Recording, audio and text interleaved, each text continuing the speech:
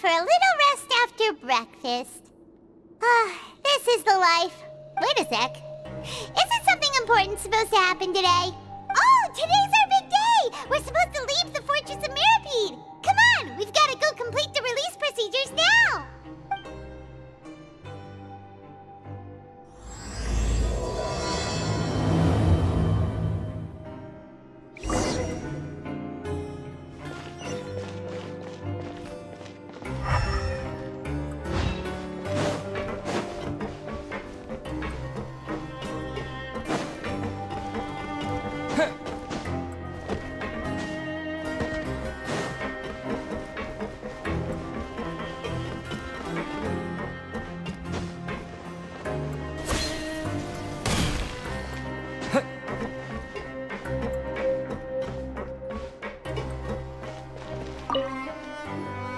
Please, sign here. This document will be effective immediately upon signing, and you two may exit the Fortress of Maripede via the regular channels. It's been so long since we've been to the surface. Let's hurry up and... Huh?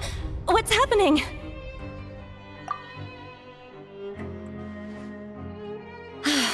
I'm fine, thanks. But I wonder what that tremor was just now. Let's go ask the Duke.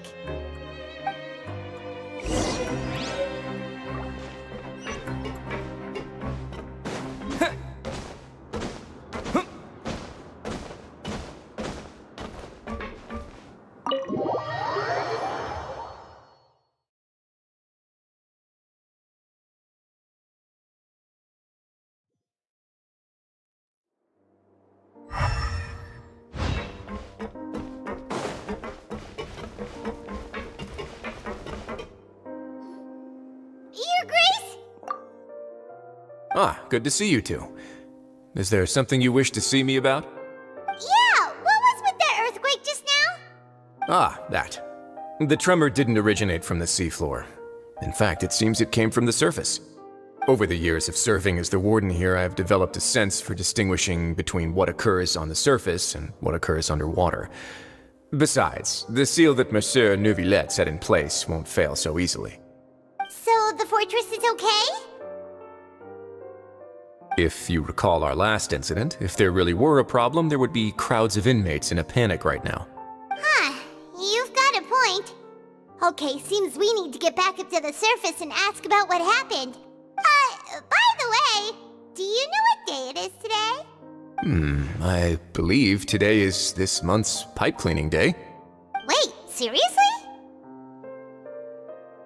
Aha, yes. Have you completed your release papers? Yep. It's you two.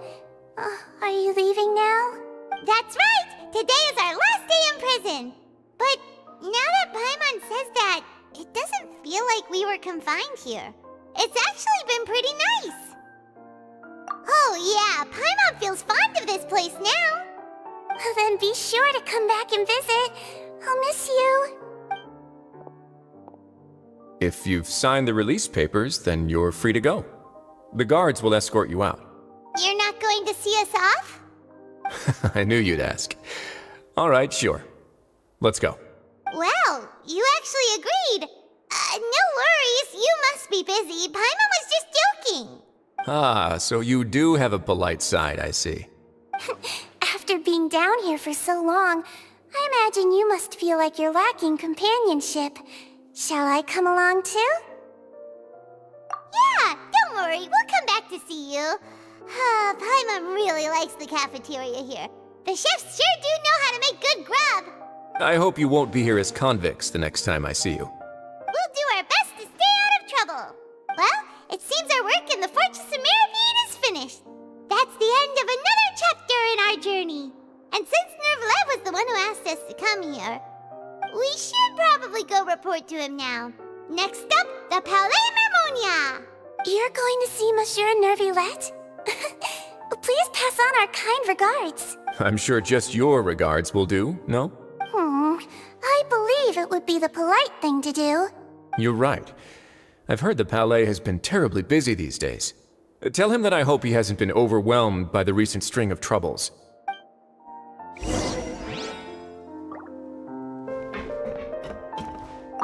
If you're concerned about things at the Palais, why don't you take some time to go up and check things out? I believe you should still have some vacation time to spend. Thank you for being so understanding. It means a lot. It's been some time since I've gone to the surface. I must say that I've started to miss it a little.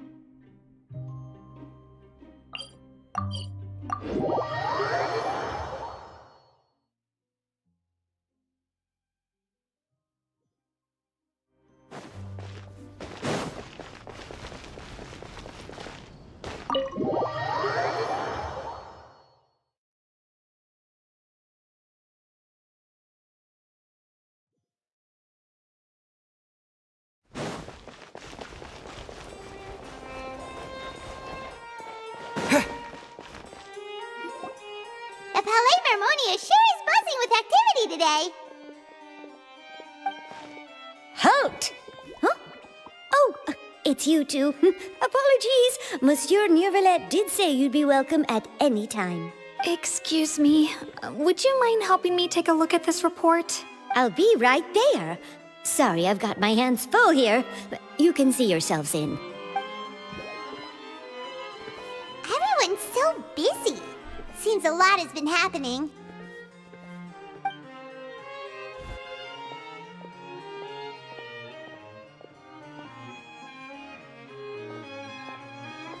Neuvillette! Hello. You've come at the right time, but you'll have to wait for just a moment, as there are some urgent matters I must tend to first. In the meantime, please, have a seat. If you'd like to have something to drink, let the Melusine outside know. That's all right. We just ate. Very well, then. Let's take a break over there while we wait for him to finish his work.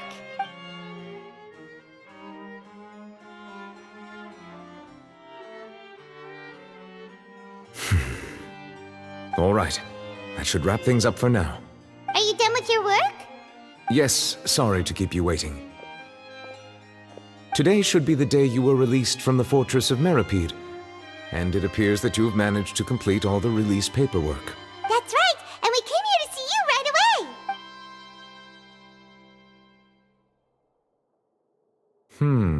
A massive whale. Do you have any idea what that might be? Judging from your description, that cannot have occurred in any ordinary waters, but rather something like the primordial sea. A whale of that size and shape cannot usually be found in the waters of Tevat. Therefore, we can only assume that Child is presently immersed in primordial seawater. Immersed in primordial seawater? But how? And is he okay? Most people wouldn't be capable of entering in the first place. I'm not completely sure how he could have gotten there myself. Yes? What is it? Ah, right! Paimon felt it too! We asked the Duke and he said it wasn't from underwater, so we figured you might know something about it. It turns out that I have just received a report about this particular matter. In fact, that's exactly what I was busy with a moment ago. The source of the tremor was here on the surface near Poisson. After the shaking stopped, the water levels in the Poisson area rose at an alarming rate. The water levels rose? Oh no! What about all the people there? Fortunately, the water levels only rose for a short period of time and have already returned to normal now. However, I still have a bad feeling about the whole phenomenon. If the change in water levels is connected with the leaking primordial seawater, then the situation in Poisson may be much worse than it appears. Navia should be in Poisson, right? We need to go check on her! I would also like to go there as soon as possible, but I'm afraid I can't leave just yet. We must immediately formulate disaster prevention plans for the surrounding coastal areas to avoid potential catastrophes. I'll have to ask you two to go to Poisson first. I'll meet you there to check on the situation once I've finished things here. There's no time to lose! Let's get going! Please be careful.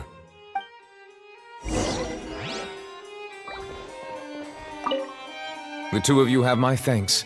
If you need any help, just let me know.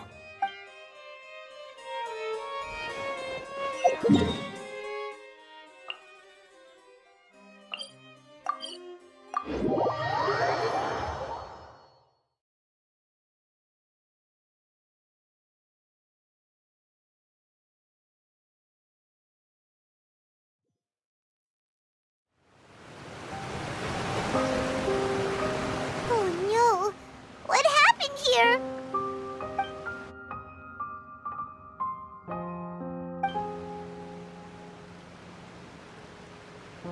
Navia should be around here, right? We need to make sure she's still...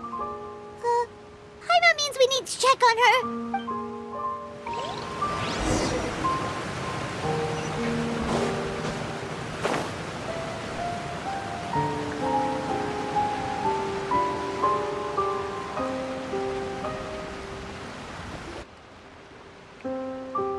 We haven't seen a single soul all the way here. Oh, this is getting scary. What will I ever do now? Look, there's someone on the roof over there. Just stay put! We're coming up! Watch your balance! All right, just hurry!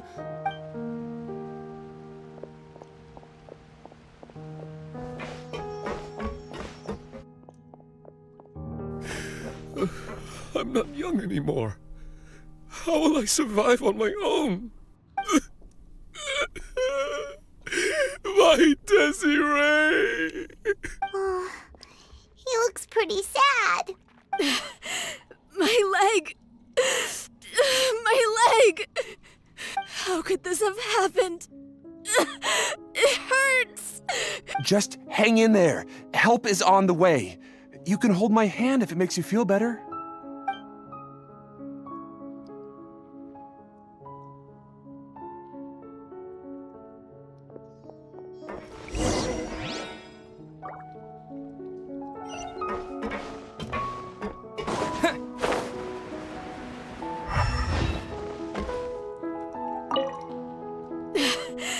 My leg! My leg! How could this have happened? It hurts! Just hang in there. Help is on the way. You can hold my hand if it makes you feel better.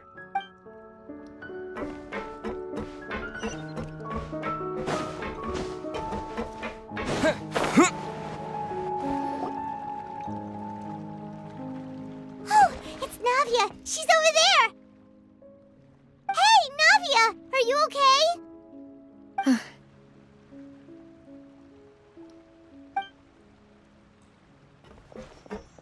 You're here. We heard there was a situation in Poisson, so we came as quickly as we could. Yes. As you can see, the water level suddenly rose. It caused quite the disturbance, in fact.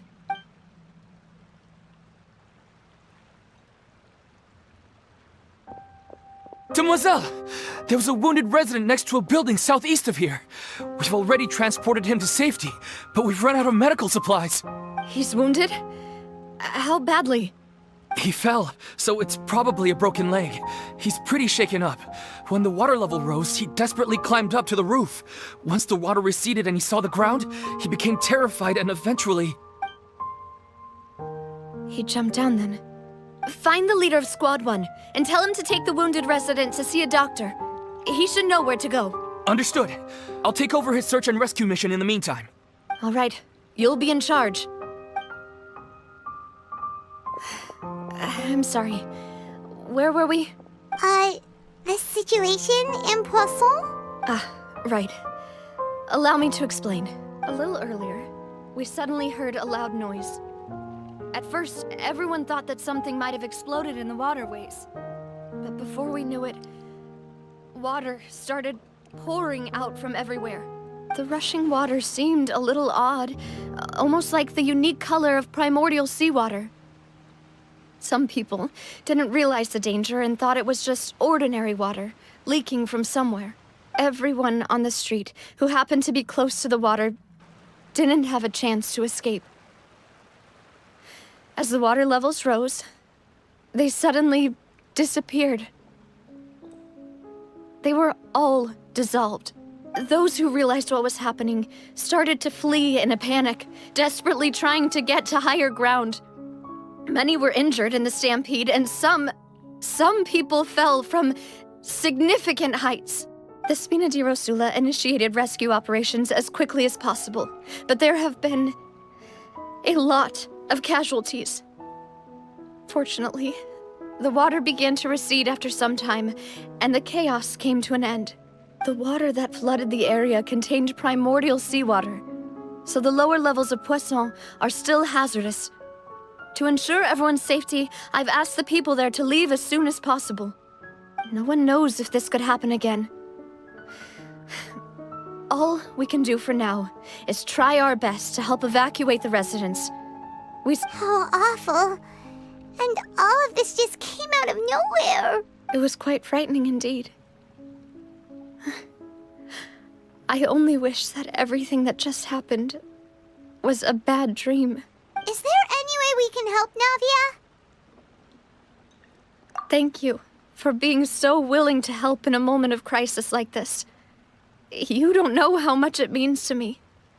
I really can't express how grateful I am. Don't say that, Navia. That's what friends are for. Demoiselle! We've got a situation here! I'll be right there. Sorry, I need to go for now.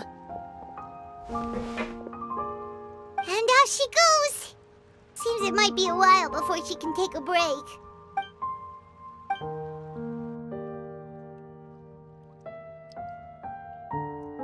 Okay, the wounded are being tended to, and we finished a preliminary head count. More support has just arrived, so I suppose I finally have a moment to focus on my own matters. Of course, we should remain ready for anything, and continue doing our best to rescue others. I'll be sure to have everyone at the Spina di Rosula ready to render assistance. Traveler, Paimon, would you two accompany me to my father's grave for a moment? Huh? Right now? Thank you.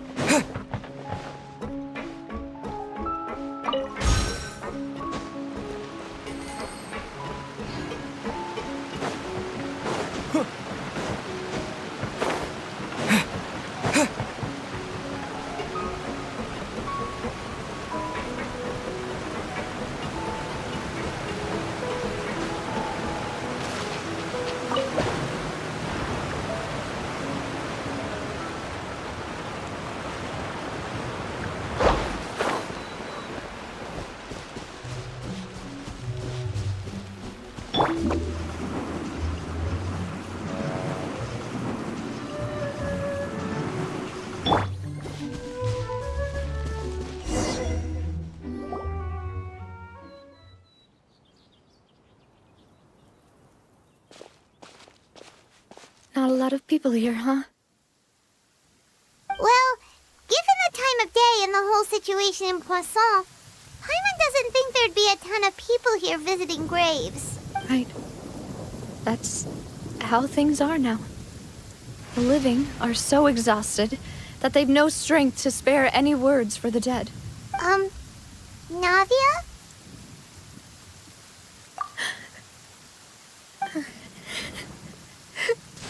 Navia, what's wrong? Sorry. I just... Malus and Silver, they won't ever come back here again. What should I do, Papa? Huh? What happened to them? Everyone agreed on the rescue plan, but still, I was the one who initiated it.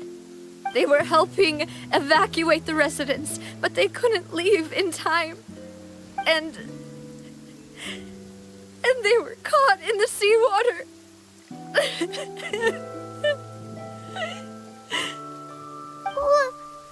What should we do?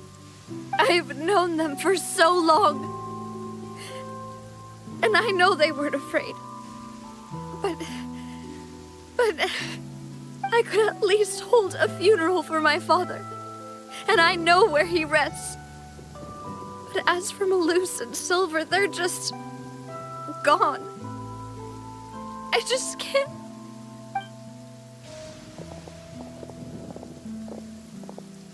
Everything looks so clean after it rains. Even the gravestones.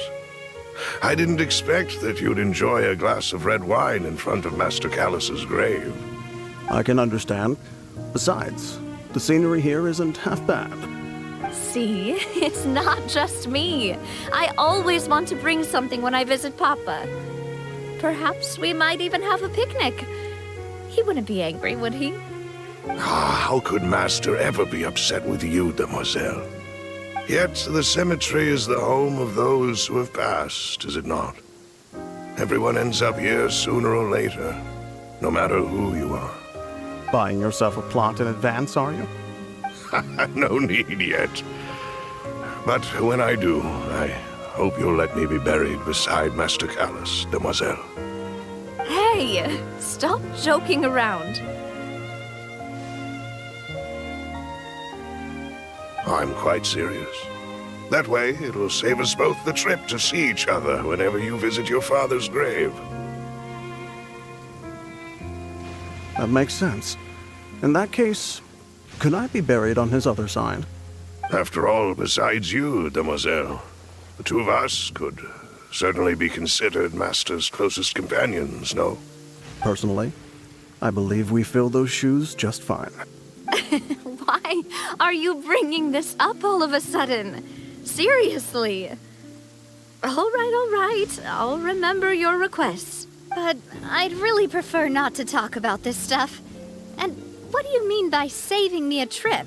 I'd make the journey even if I had to visit you two somewhere else. I've promised to let them rest in peace here. But here I am breaking that promise. I'm sorry for letting you see me in a mess like this. I don't usually cry, really. Paimon doesn't know how to help you feel better. But, well, she understands how you feel. I'd always thought I could make my wishes come true. But now that I think about it, that never solely relied on me. Many things can only be accomplished with someone else's help. Malus and Silver have helped me so much. But by contrast, I could do nothing for them. I'm so sorry. You can spend as much time as you need here, Navia. We'll stay with you. Thank you. Right now, you don't know how much that means. By the way, you can have a look at this. It's a list of victims from the incident that took place here. Obena, Khan, Burnett, Giverny, Francine, Karina, Daisy Ray, Joinville, Julianne, Esson, as well as Malus and Silver. So, everyone else is safe. But still... It's okay. I know what you're thinking. And you're right. We lost Malus and Silver. But we were able to save more than we anticipated. The overall outcome indicates that the cost was worth it.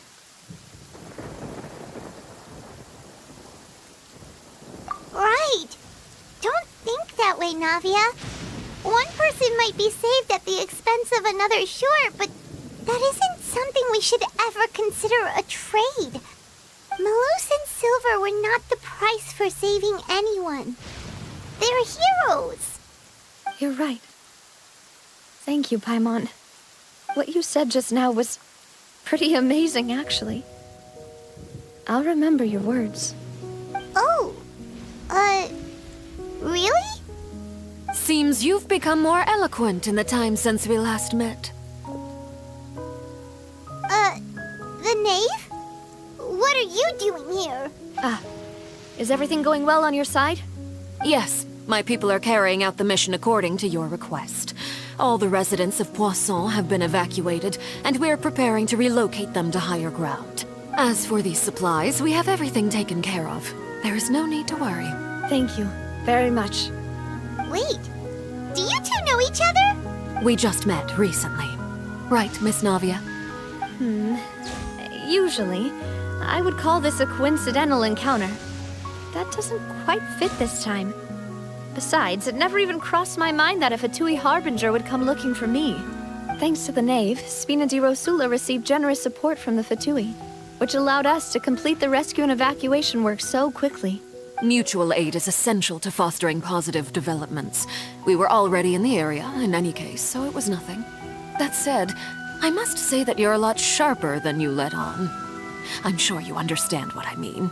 I apologize for all the ways in which I tested you previously. We've never worked with a Fatui before, and it's extremely important for us to know who we're working with. My subordinates have reported that Fatui soldiers have been observing water levels and taking head counts in various locations. I hear that they've also prepared a large amount of emergency supplies. I'm quite surprised. This is nothing to brag about, nor do I intend to. It is simply the way of powerful organizations to act forcefully, whether they are doing good or ill. You've witnessed that firsthand, in any case. As I've told this traveler before, I know of the prophecy, and I intend to prevent the impending disaster. Lending your organization a hand was a natural first step in accomplishing that. As such, do not be troubled by this token of our sincerity. Perhaps one day, you'll also be able to help me in the same way. Without your help, there would have been many more casualties. I won't forget your kindness. Furthermore, I sincerely regret what happened to Malus and Silver. I only wish that my people could have arrived a little earlier to prevent this from happening. Don't say that. You and your subordinates did everything you could. As Paimon said, Malus and Silver didn't choose to sacrifice themselves for any specific person. And they weren't the price paid for others' salvation. They chose to become heroes themselves. I've never liked hearing people put it that way. It's like trying to relieve pain by saying some noble-sounding words. But right now, there's nothing more suitable. They really did become heroes. You're right. I'm sorry for your loss, Miss Navia.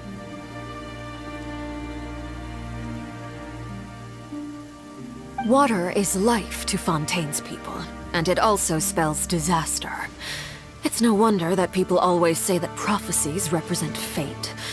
Fortunately, I've never been one for such opinions. So, you're one who will try to change fate, then? Of course. That is why I'm going to Hotel Bouffe de Terre. I still have some things to take care of, and the children need my attention. By the way, Traveler, Paimon, one more thing. Alright, then we'll just... Huh? This isn't right. Paimon thought you would ask us to walk with you for a moment so you could tell us something in private. That is a clever and useful conversation technique, which I do like to use when necessary. But there's no need today. It would not hurt to have Miss Navia listening in. Traveler, I'm sure you remember that I said we could work together when we had the chance. You and I both know that there may be issues with the Primordial Sea. Previously, it was the Fortress of Meripede's sluice gate, and this time it was the water levels in Poisson. These are both signals. Indeed. Allow me to share the latest intel I've received from the House of the Hearth's intelligence network with you.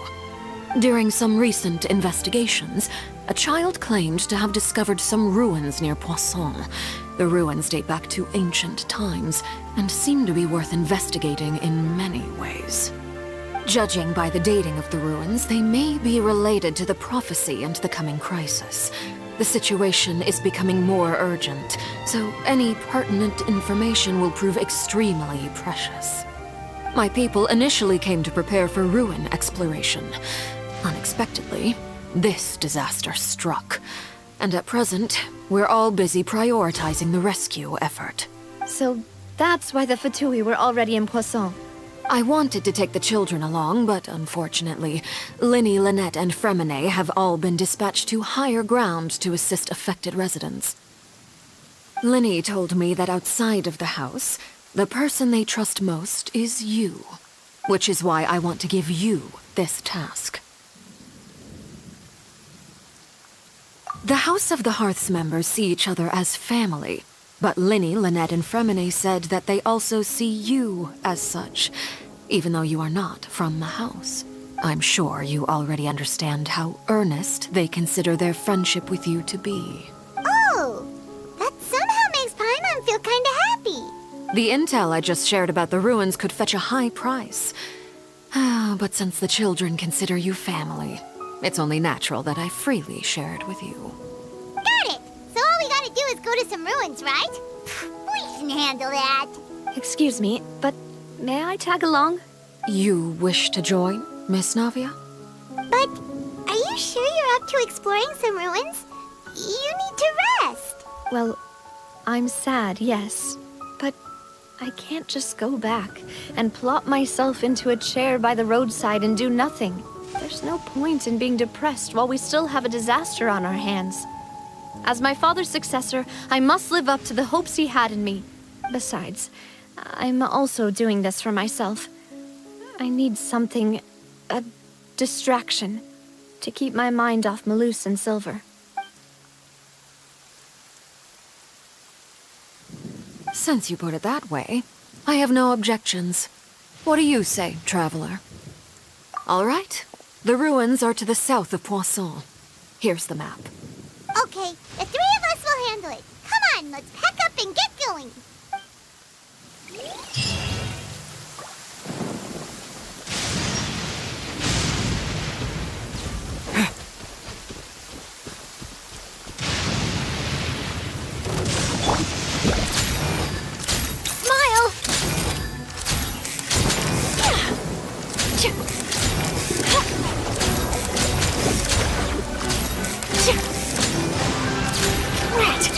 begin? I never quite managed to say cheese!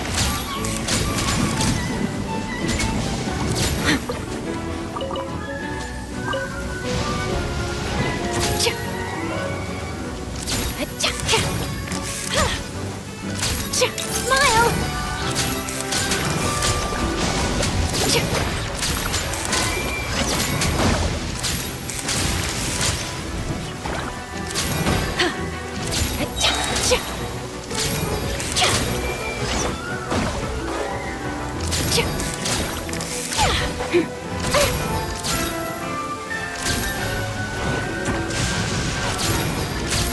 Hard-hitting exclusive!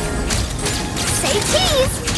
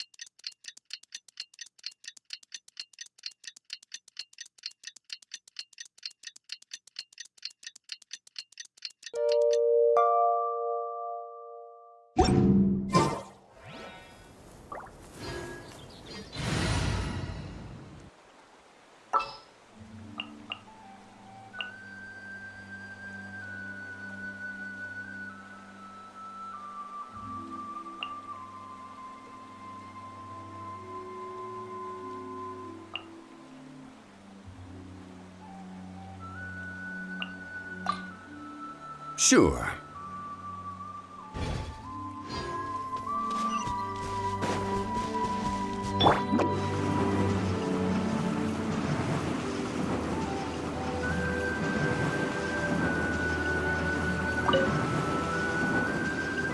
And away I go!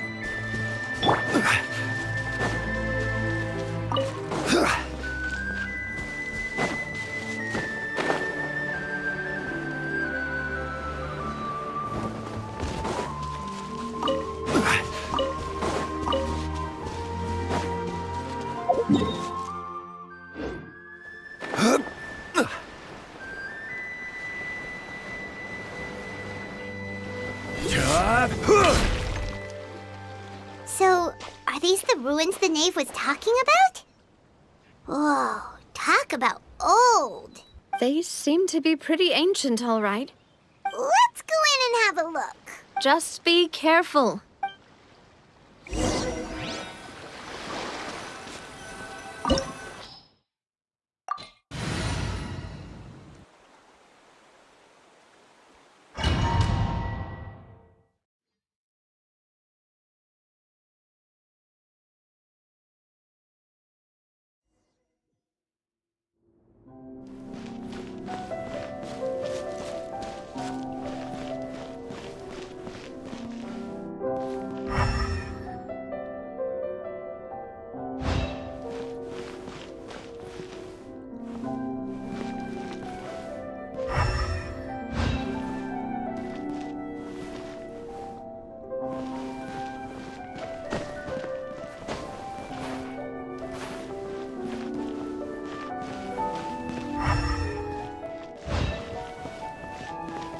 Crumble!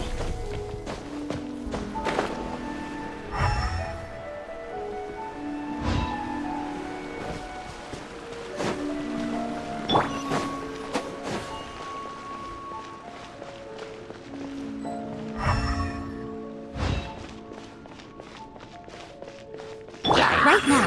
Come on out. Emerge.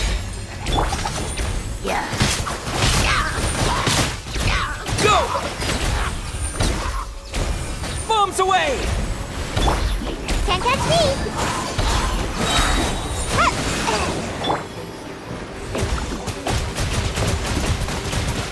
Go! Show them. Come on out. Right here.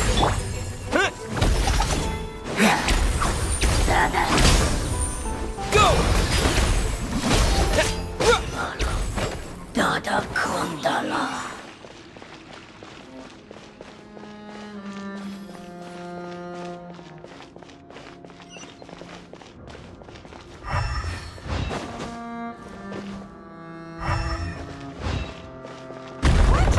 Floor here isn't safe!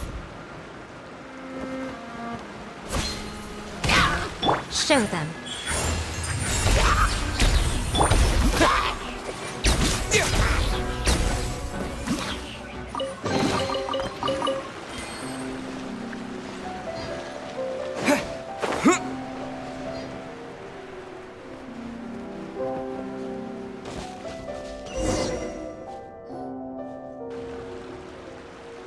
This place has also been contaminated by primordial seawater.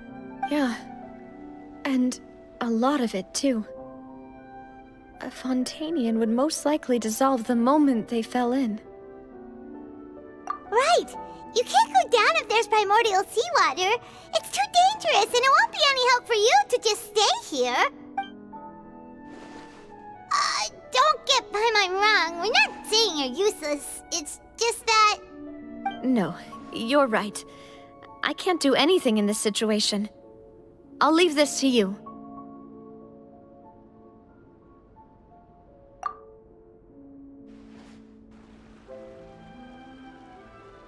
That complicates things. Maybe the only way left is forward. In that case, do you want to wait for us here? The water levels here are unstable, and there's a chance the water will rise. So staying here wouldn't be safe either. I'll go together with you. Perhaps we'll find the exit just up ahead. All right. Come with us for now then, but please be careful.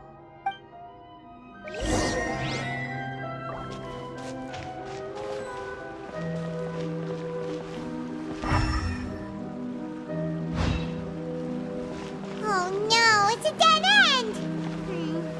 Let's try climbing over from the side.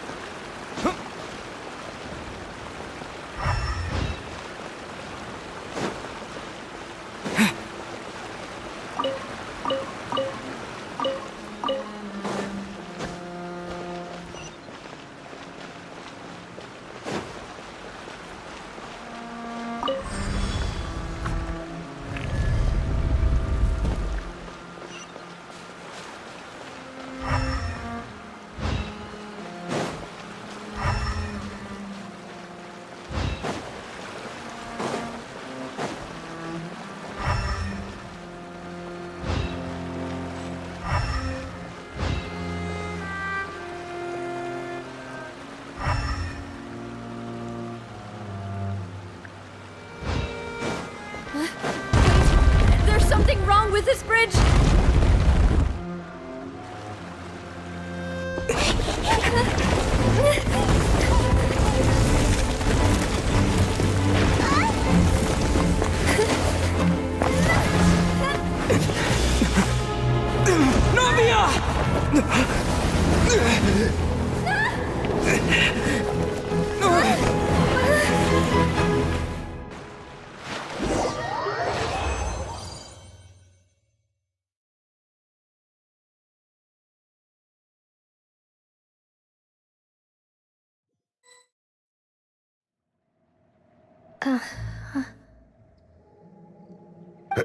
Demoiselle? Huh? Demoiselle, what are you doing here by yourself? Would you be standing here till dark if I hadn't come to get you? Maybe she just wants some time to herself, Malus. Oh, was I sleeping? Yes, it would appear so. I must be tired. That's quite possible. However, you were the one that suggested we go out for a walk. Oh, right. I nearly forgot. It must have slipped my mind when I dozed off. I haven't had a nap today yet. Have I? This is a familiar feeling, yet something's a little strange. Is something the matter, Demoiselle? Oh, no. No, I'm fine. I was just trying to recall why we came out for a walk. Do you remember Mr. Giverny? He'd requested our help before with foreign merchants who had a debt dispute with him, and we'd resolved the matter not long ago. We were headed to see how things were going with him at the moment. Ah, right. Yes. I remember now. Oh, Miss Navia. Ah, Mr. Malus. And Mr. Silver, too. It's good to see all of you. How have you been? I've been great. Thanks to your help, those bothersome merchants finally realized that I wasn't the one they were looking for. Why, I wasn't even the guarantor for that person. They were knocking at my door day and night. Even my neighbor, Obina, was getting fed up with them. Sometimes force is required to calm someone down and get them to listen to what you have to say. That's right. Oh, by the way, Burnett, what was it that you wanted to give to Miss Navia again? Oh, yes. One moment, I have it right here. Miss Navia, these are some flower seeds that I prepared. Please take them. They're a very good variety, and they'll become very big and beautiful once they bloom. I don't know what we would have done without your help, so this is a little token of our appreciation. I hope you won't refuse. Ah, did you cultivate them yourself? Thank you so much. I'll certainly take them. Malus, we do still have some empty flower pots at home, right? Why, we can have as many pots as you'd like, Demoiselle. Perfect. In that case, we'll swap out some of the decorative plants for some of Mrs. Burnett's flowers. Very well. Wait. Something seems to be off here. Excuse me, madam. If I'm not mistaken, your name is Burnett, correct? That's right. Is something wrong? No, it's nothing. This is the first time we've ever met, but your name seemed familiar to me. I must have heard it when I was discussing things with your husband previously.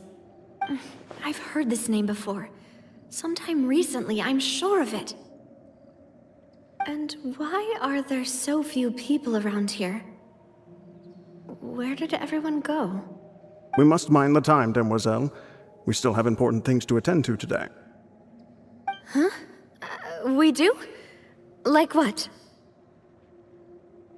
Well, now, did you forget?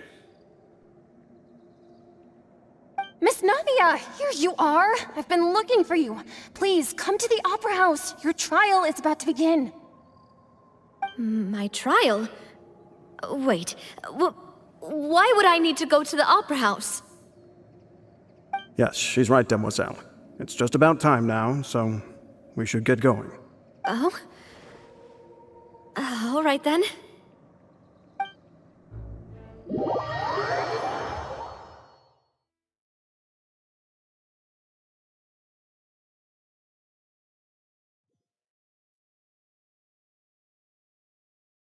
Look, it's Navia! She's here! And her 2 attendants are with her. Goodness, everyone's finally here. There sure are a lot of people here to see the trial. And they all seem to be oddly excited about something. I even know some of these people. Karina, Desiree, Joyville, Julien, Essen. Why are so many people here? And why do I have no recollection of this case? And as for the judge... huh? Where's Monsieur Neuvillette? Please sit in the defendant's seat. Don't worry, Silver and I shall accompany you. All right. But are you sure you can stand behind me? Typically, it wouldn't be allowed, but today is an exception. Hey, what kind of place do they think this is? Come on, do they have any idea what they're doing? Seriously. Enough with the whispering! Could someone please tell me where Monsieur Neuvillette is? And why I'm standing trial? My dear Miss Navia, have you not yet realized what you've done? In that case, allow me to explain. As all here know, you are Master Callus's successor, the head of the Spina di Rosula, someone held in high regard by every soul in Poisson. After you took over the Spina, you treated all of us just like the late Master Callus had. If anyone in need reached out to you for help, you responded. Not only you, but your butler, your subordinates, nearly everyone in the Spina di Rosula fought for the well-being of those in Poisson. Wait a moment. Aren't you just proving that I'm a good person? Yes, correct. Absolutely right. And that is why you stand accused. You have helped so many people get through so many difficulties. You are one with us. We are inseparable. We are one big family, all of us who are from Poisson, inextricably linked. And with you being so important, we couldn't possibly do without you.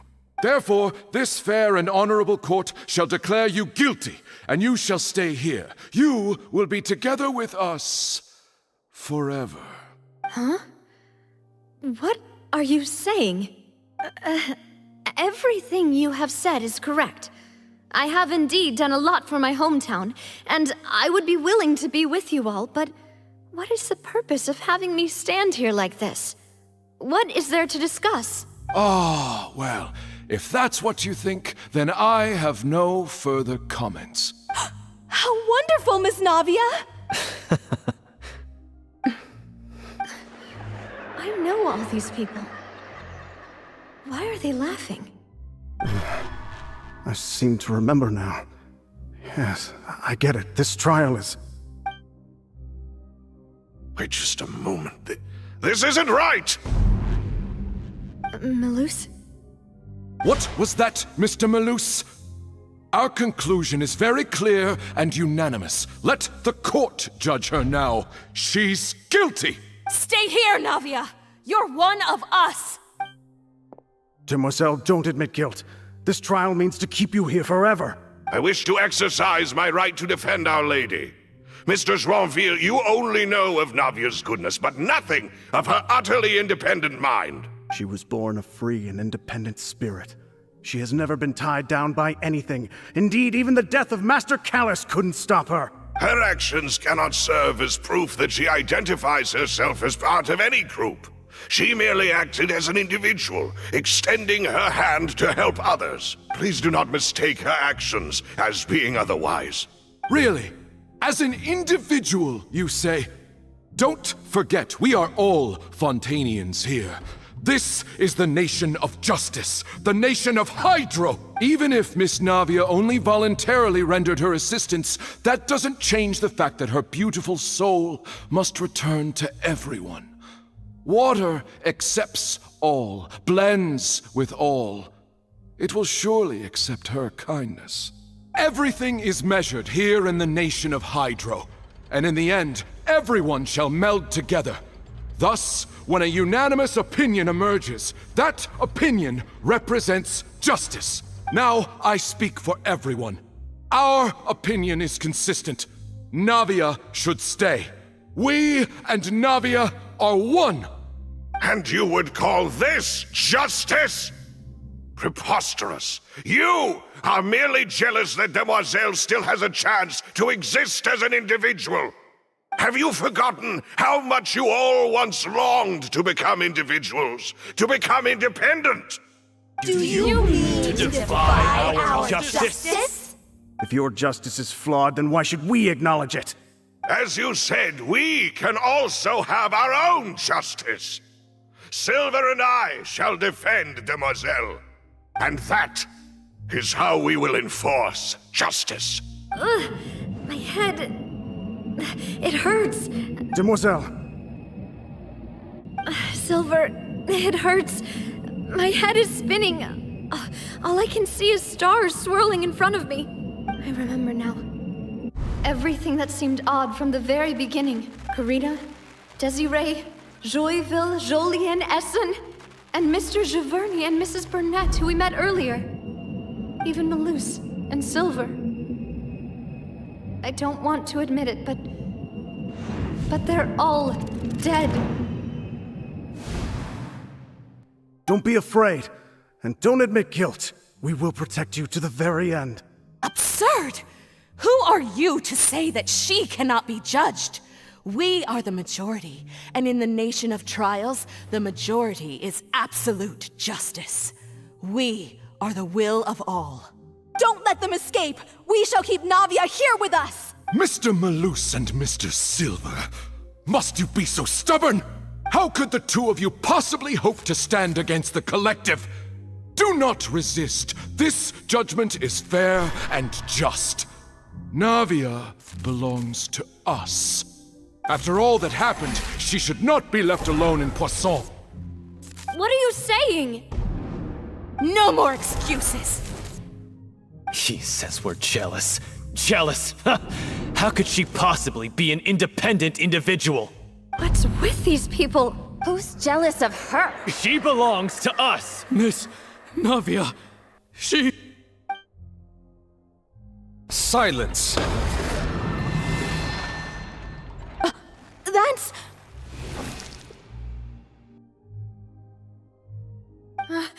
Monsieur Neuvillette! Such commotion is prohibited in the court. The accusations you just presented are nonsense and cannot constitute a proper trial. The court will adjourn for the rest of the day. In this, I shall hear no objections from any unauthorized party. Our thanks, Monsieur Neuvillette. Please leave with me, Miss Navia, while there is still time. But... Go on now, Demoiselle. This is your only chance to leave this place. What, can't bear to leave us behind or something? Malus. My apologies. I couldn't resist making one little joke once I realized that this shall be our last goodbye.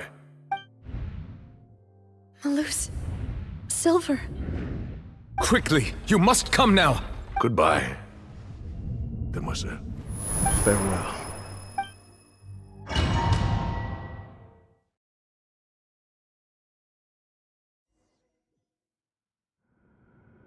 No, wait! Just a second! Navia? You're awake. Good. I must have been dreaming. Malus and Silver were still alive, and they were defending me at some insane trial. It looks like you're all right. Did all the sad feelings cause you to have a nightmare? Paimon could give you a hug. The ruins you were exploring suffered a cave-in. When I arrived, I found you falling toward the water. You were just about to be dissolved within, but I...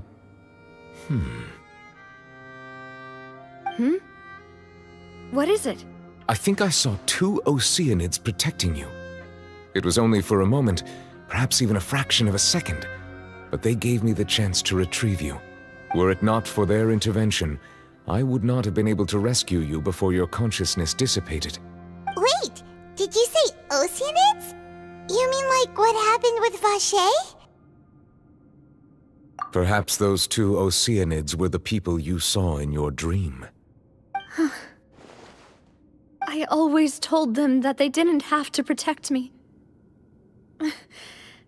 To think that they'd keep doing so even after death.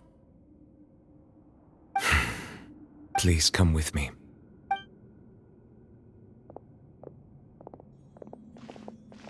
Neuvillette, are you okay?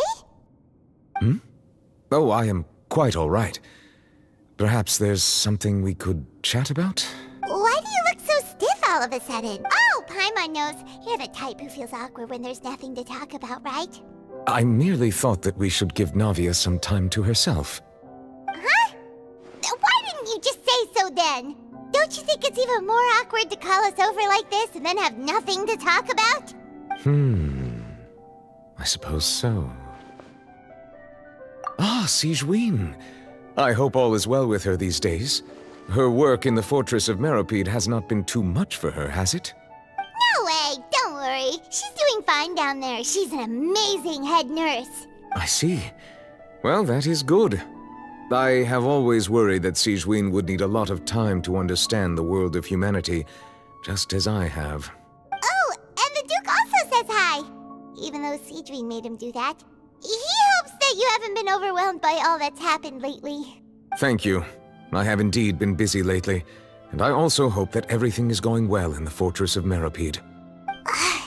He still doesn't know what to talk about. Let's chat about something else then. So, Neuvillette, you're probably quite the swimmer, huh? Yes, of course. This isn't going anywhere. Let's try something else. How did you find these ruins? Did the knave tell you? Yes, in fact. I had arranged to meet you in Poisson, but when I arrived, I discovered that the Fatui were helping the residents evacuate. They had even transported a large quantity of supplies to the area. Amid my astonishment, I ran into the knave, and we had a chat. She informed me that she had asked you to investigate the ancient ruins here. Yeah, we originally planned to meet up with you, but we thought you might still be busy with all those official documents. We didn't think exploring the ruins would take very long, and who would have thought you'd wrap things up so quickly?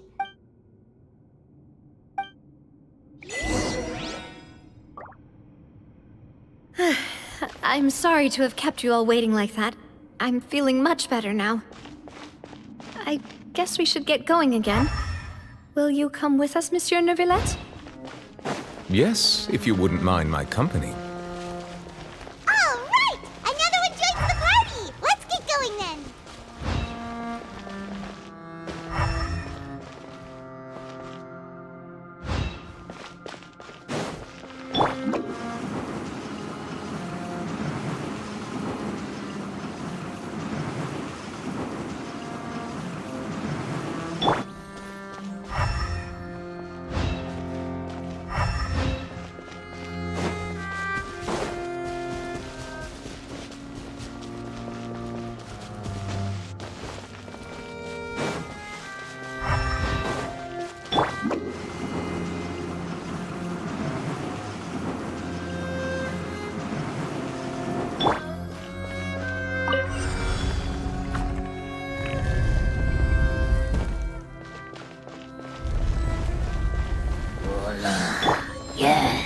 Stabilize! Right now, emerge.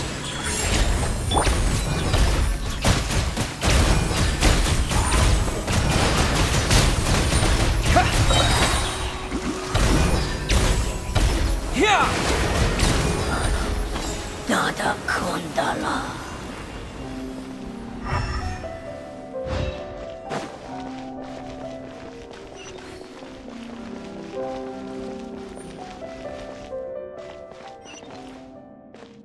Oh no, another unstable path. Watch your step.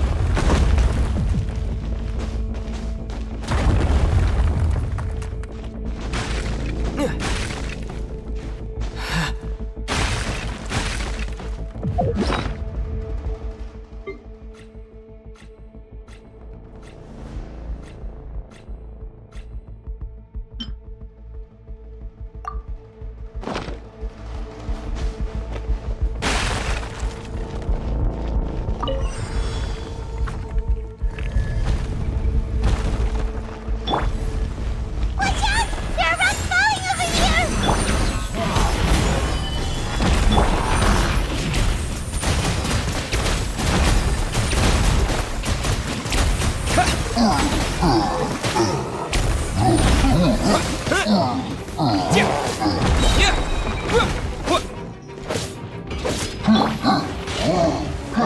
them. Right here. Right now.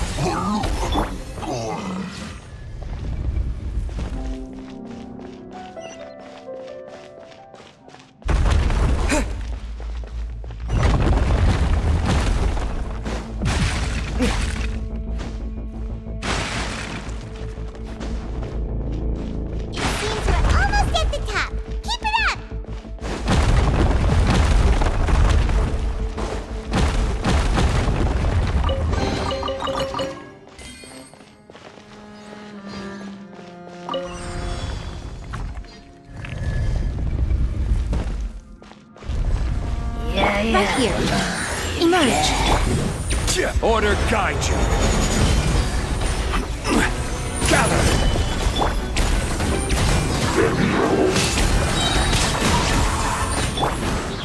A sight to behold.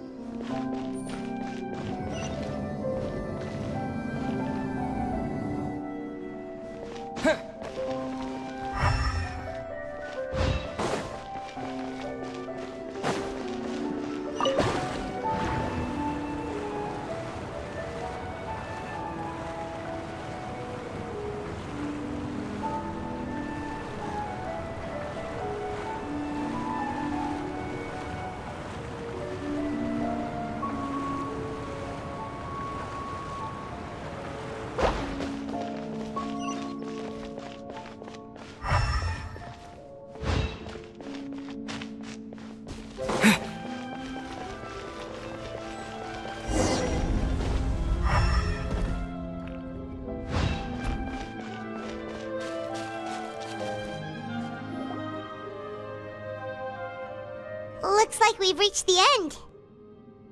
This is the place?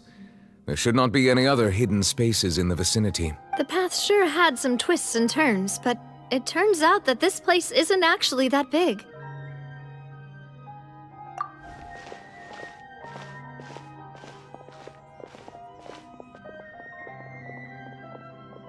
Stone slates. It seems like they were put here as an offering. Could we take them down and have a look? Perhaps we should just leave them be for now. There are 4 locations in total, but only 3 stone slates. The slate that should be in the first empty spot is missing. The surrounding walls also show signs of damage. There's something written below. Let Paimon see. Reason dictates that this nation be destroyed. I shall record the history of its future here in its past. Say what? It feels like someone left these slates and these words here for a purpose. But does he mean that Fontaine should be destroyed? That would fit the circumstances dictated by the prophecy, yes. Indeed, the slate's contents correspond to it. Take the second slate, for example. There's a person kneeling here. She seems so dedicated. And there's a whole bunch of other people behind her doing the same. She's facing this... what is this? Some kind of island in the sky? And is that Lady Farina in the third image? Did the Hydro Archon fall into the water? And is that a ring of people around her?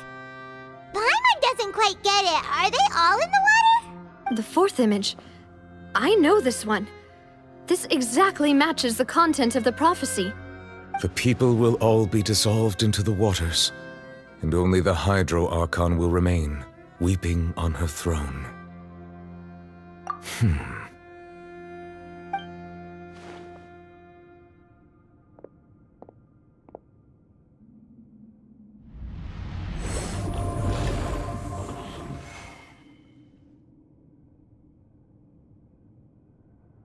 More information should be hidden in these slates, but I fear I cannot easily uncover it, most likely due to us missing the first slate. I am very sorry. Don't blame yourself, Monsieur Neuvillette. Deciphering ancient stone slates isn't one of your duties. Ooh, Paimon's getting the chills just looking at these slates. This says that it's the history of the future, right? That means the prophecy's sure to come true. I really hope it doesn't mean that. Still, Paimon feels like these images are kind of weird when you look at them together. Huh.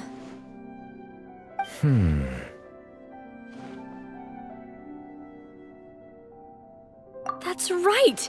If the images are in chronological order, shouldn't the fourth, the water's drowning fontaine, come before the third, where the Hydro Archon herself falls into the water? And yet the order is reversed here.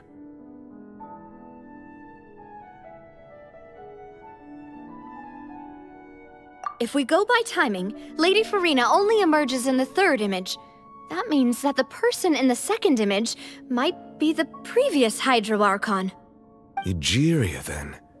I had never met her, but her appearance here does match the records. The previous Archon kneeling before the floating island in the skies, as if confessing a sin. Did she herself commit that sin? And if not, why would she be in such a posture? Also, I'm still wondering why these ancient stone slates are here at all. Judging from their contents, could this place be the origin of the prophecy? Does that mean that someone, or some people, once saw these slates? But who would have created these slates and left these words here? It seems that any further clues will have to come from Farina. In that case, there's no time to lose.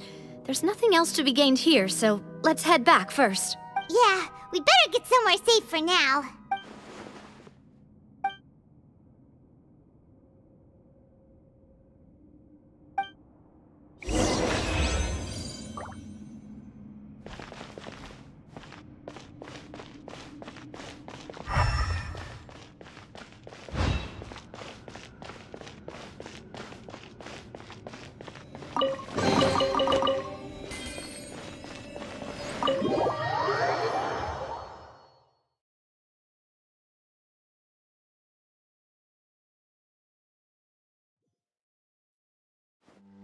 Let's split up here. I'm going to check on what's happening with the Spina. You know how it is. There's some things you just need to be there for yourself.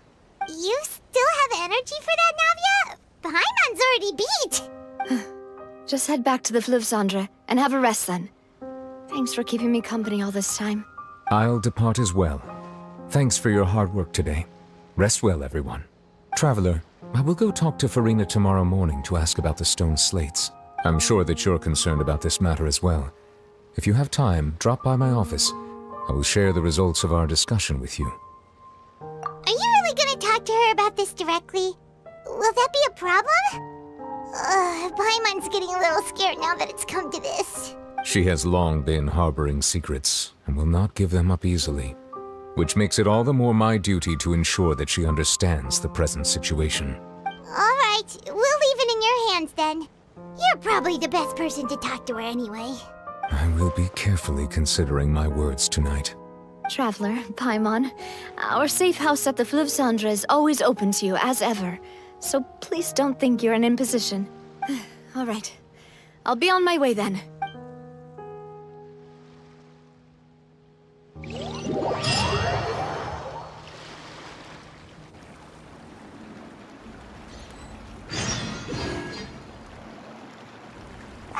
We're finally back! Welcome back. We've got a special menu prepared for you two tonight. Yay! And there's good food too! Navi, no, the boss is the best. Ooh, desserts! Nice! These are all Paimon's! Paimon's already starting to forget what happened today. Oh, that voice. Is that who I think it is? Huh?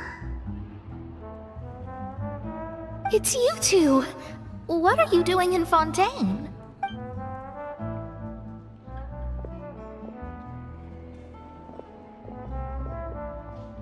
Mona?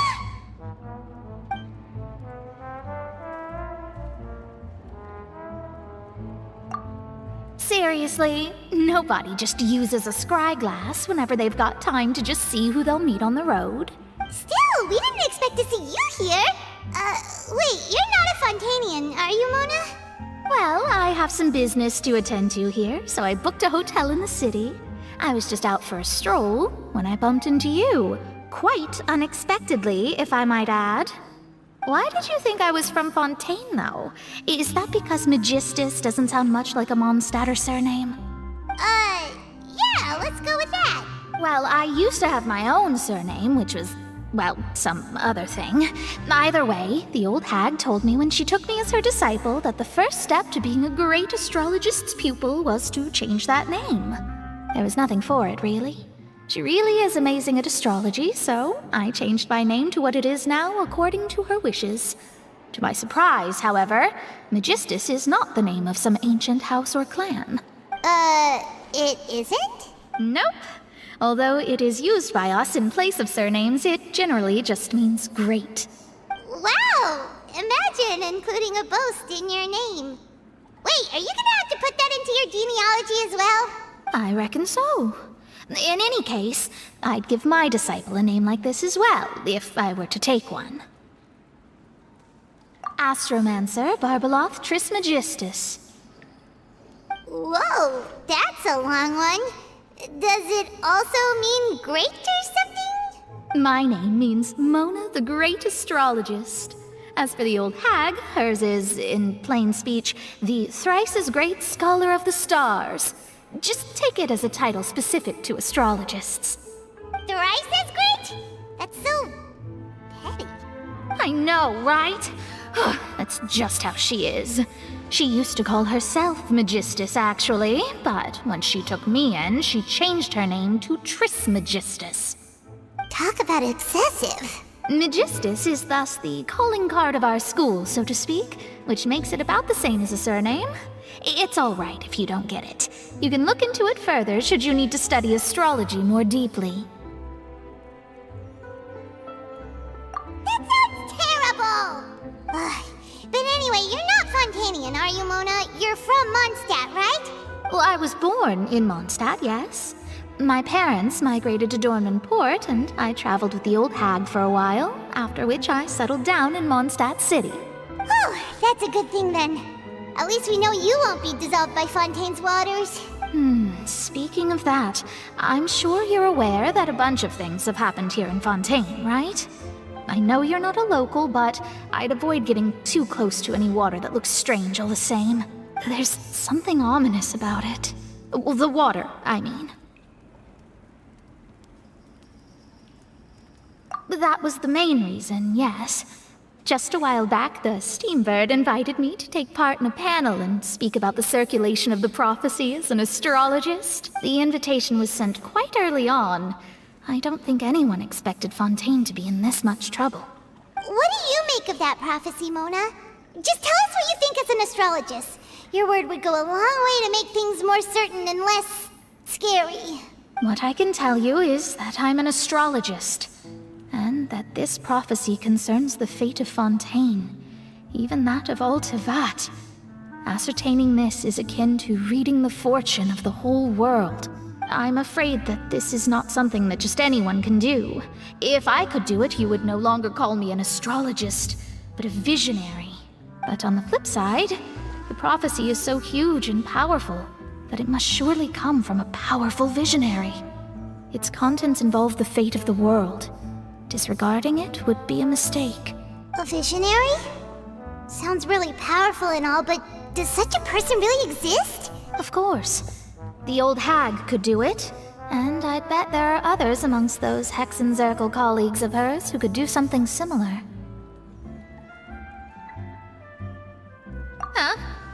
Are you sure? All right, I'll help you. It isn't often that I see you with such a serious look on your face. I'll tell you once I hear back from her. Thanks, Mona! You're amazing as always! Oh, well, this is something only I can do after all. So yes, your praises are quite welcome. That's the greatest of astrologists for you! Of all the people we know, you know the stars the best! Indeed, indeed. That's the spirit. Oh, sorry. I came to see what all the commotion was about. If there's anything you need, do not hesitate to inform the Spina di Rosula. Oh, whoops. Guess we were getting a little too carried away there. Well, I'll go tend to my own business now. If I receive any news, I'll be sure to come find you two again. And there she goes, quick as rushing water. And here we are with the Spina guy giving us suspicious looks. If Paimon hadn't spoken for you, it'd be you getting all the weird looks. The things Paimon does for you. That's more like it.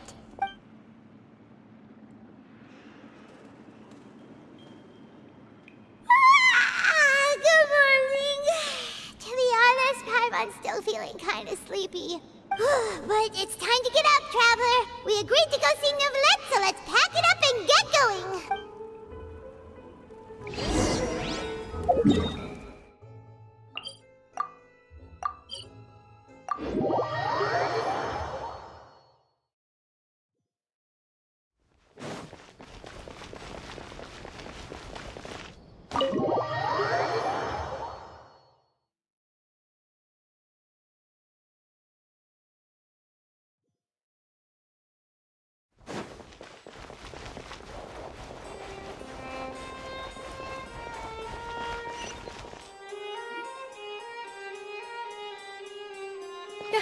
You're here!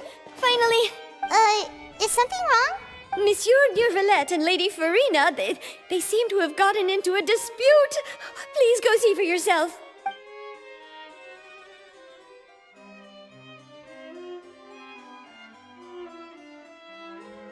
Like I said, I've already explained everything! And yet the problem has not been properly solved. There is little space for excuses between us. It is not my intention to offend you, but please, tell me where you stand.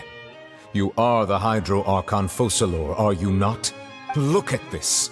This is a list of the victims from the recent Poisson incident.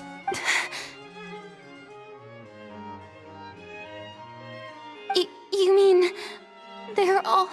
We did not arrive in time to avert this disaster, and I will not have it happen again. I will say this once more. You must tell me everything you know.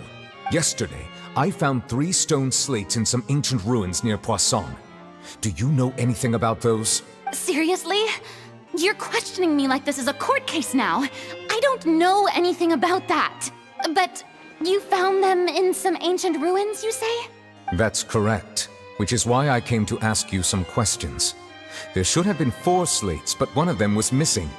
The other 3 feature different images that seem to correlate to the prophecy.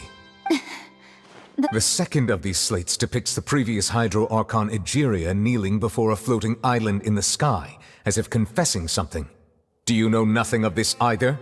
I don't. I've never seen such slates. I'll ask you again. Do you really have no information regarding the previous Archon? My deciphering of the slates indicates that the Hydro Archon Egeria once had to confess to, or apologize for, a certain sin. If anyone would know about it, it should be you. All gods don't have the same secrets, you know. She was herself and I'm me. Is it really so strange that I know nothing? I understand your concerns, but I'm sorry. I just don't have anything to tell you. Forgive me for saying this now, Lady Farina, but I have long known of your various secret investigations into certain matters. There are several indications that you have been investigating the prophecy on the sly. This is not strange in itself, considering that you are the Hydro Archon. But it is strange that you should also claim to not know any of Egeria's secrets, as well as do nothing following your inquiries. You have never been as superficial as you have presented yourself to be, nor are you a fool. And yet, your behavior is very inconsistent.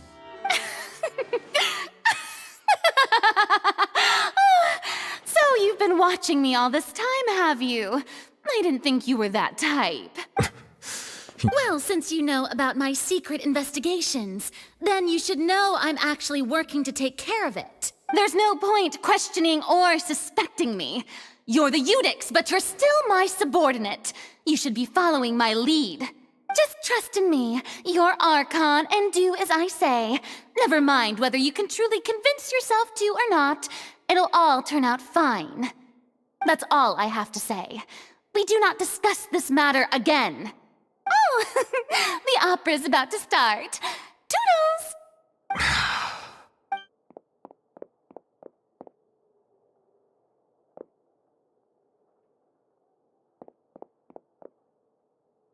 Did Farina not notice us standing by the door? Wonder what's up with her.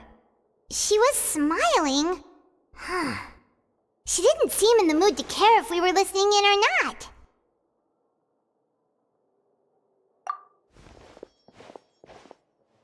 I assume you've been outside for a while now? Oh! You noticed! Seems Farina didn't even realize we were here. She was in a great panic, though I cannot discern the reason. Our discussion reached impasses time and again, a state of affairs that we cannot allow to continue. Still, I do not understand. Dialogue is the basis for understanding, so why did she keep refusing to engage?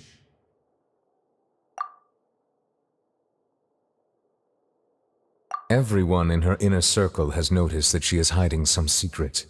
The issue is her attitude. I fear that she will not reveal anything unless absolutely forced to. We may have to create a situation in which she will have no choice but to speak. Oh? Like what? Normally, people will only reveal the truth when standing trial. Perhaps we must have the Hydro Archon experience just such a scenario. But Farina's seen so many trials, and she's really good at dodging questions. How do we make sure that she won't just slip away at the first chance she gets?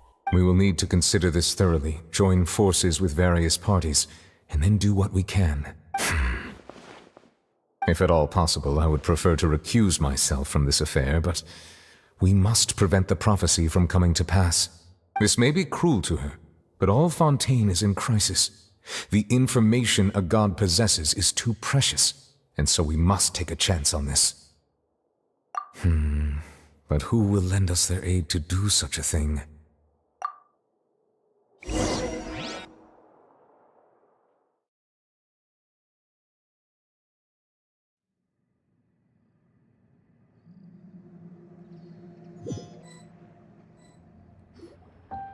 Well, that's everyone, huh? Speaking of which, it was pretty smart of you to think of hiding here. Poisson was just involved in a disaster, so it's presently devoid of people. That naturally makes it the best choice. And here you are drinking tea like it's the most natural thing in the world, huh? That's what family should do. Sit and enjoy a leisurely time together. It's nice to enjoy tea here, you know? Care for a cup? Lend me your ears, everyone. Or perhaps one of you might like to start us off. How about you, friend? Me? No, I don't think I can. Then, how about you, good sir? I fear that I will cause the mood on this boat to become as somber as it is in court. Well then, I guess we're lucky we've got a local like me to organize things. Wonderful, the spotlight at last. I guess I'll be facilitating things from here. That was a little long-winded, don't you think? Oh, you might be right. Anyway, to cut to the chase, our friend here, the Traveler, has brought us together to discuss something. As for what that is, well, let's start by saying that we'll be pooling our efforts together to create a series of traps. Oh, how intriguing. Well, it's just an expression, really. One that I just learned from Chlorand, and used on the spot. So, let's invite her to explain in detail. A round of applause, please. Huh? Didn't you say that you would be facilitating this? Oh, come now. Your work doesn't involve much public speaking, right? This is a good chance to practice. You might even pick up some fancy oratory tricks to impress your boss with in the future. I see. And what does my boss say? He is glad that you consider him your boss. Do go on.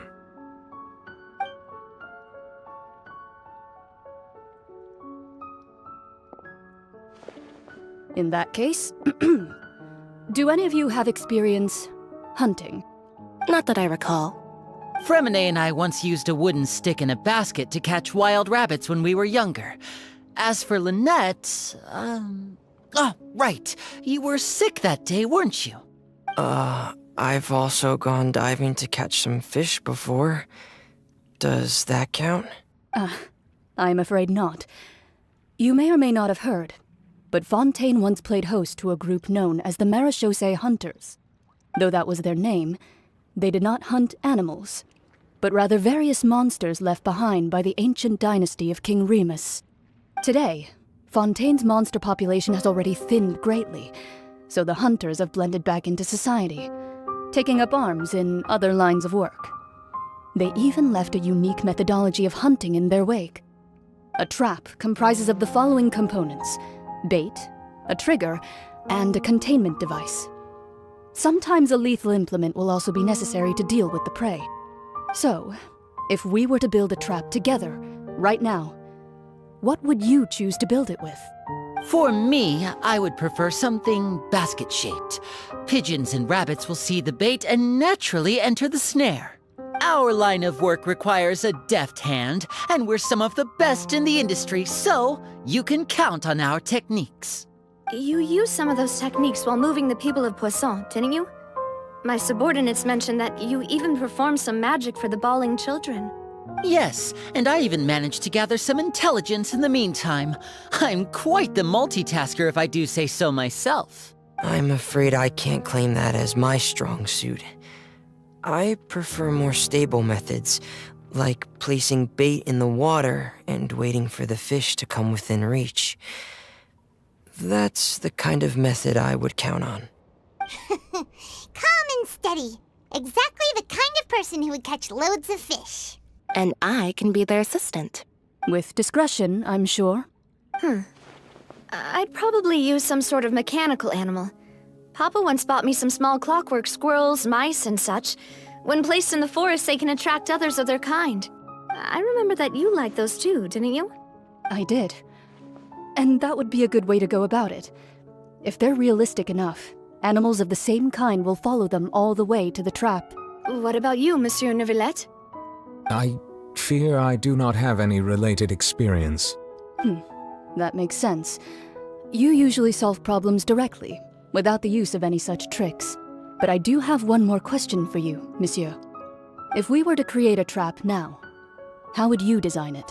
I would like for it to be effective, but bring no harm to the prey. A more gentle trap would be ideal.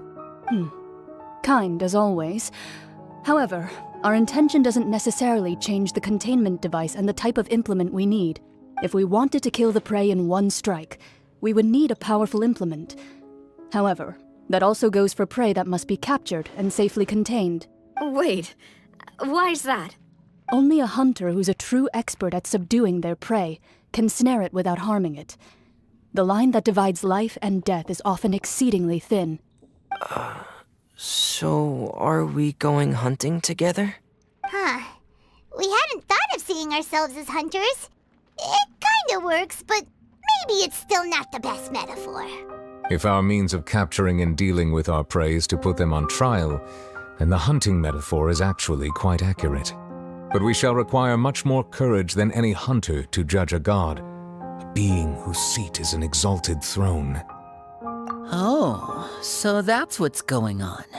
Sounds very interesting.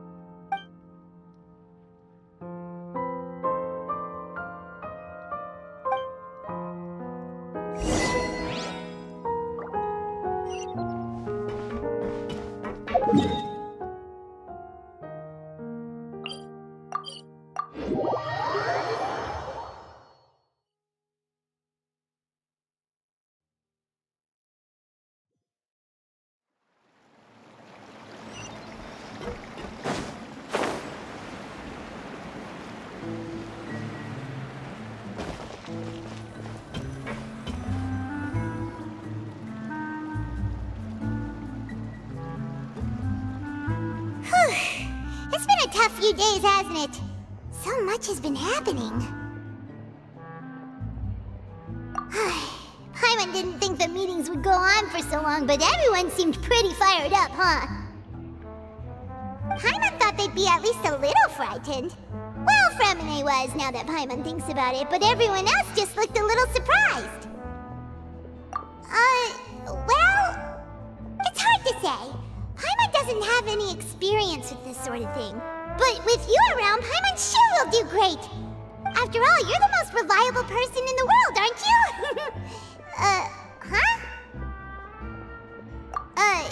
Did you just pour some tea?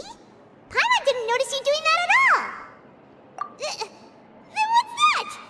Paimon's never seen that cup before. Don't be frightened. I'm just joining you two for tea. I merely refrained from saying anything till now. Who's that voice? But there's no one here. Ah, have you forgotten me already? Wait, you are familiar. You're the voice we heard from the sky in Sumeru. The voice from the sky, I fear that description is wrong. Though, not completely wrong. You're feeling lost now, just as you were feeling previously. I sensed that confusion and thus came to you. Guiding people is an irresistible hobby of mine, after all. Consider me a passerby, just accepting a commission from my friend's disciple on a whim.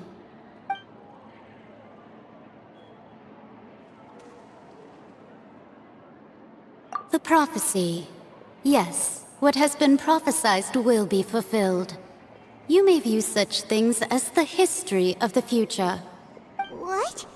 Then is there any way we can stop it? I believe you have witnessed a failed attempt with your own eyes. Can everything in Teyvat so easily be changed? Ah, so you've caught on.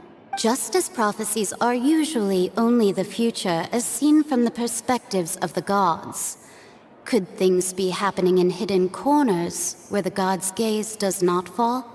Are the things that you shall see different from the fate that the gods perceive?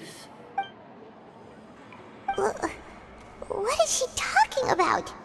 It all sounds really impressive and important and stuff, but it also sounds kind of scary. I believe that you understand, right? Some things are insignificant, but others you must reach out to change. Ultimately, fate shall serve as your only guide, no matter what will happen in Teyvat's future.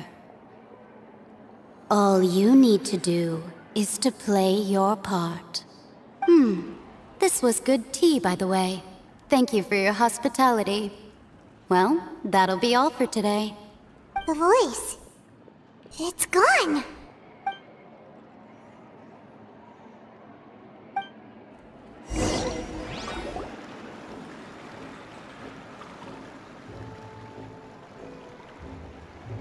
What?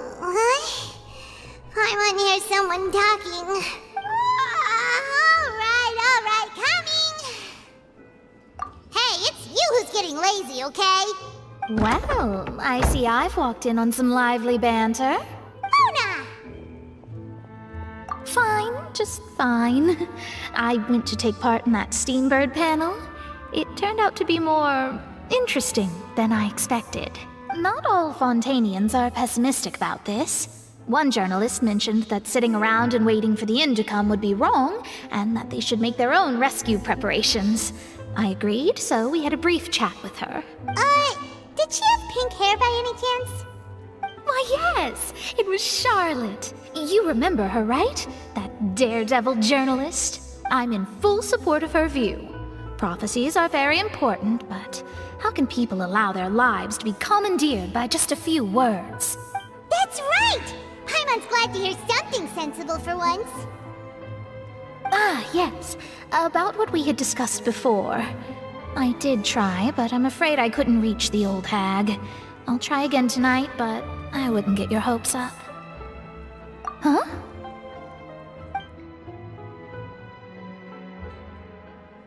Goodness gracious. Are you serious?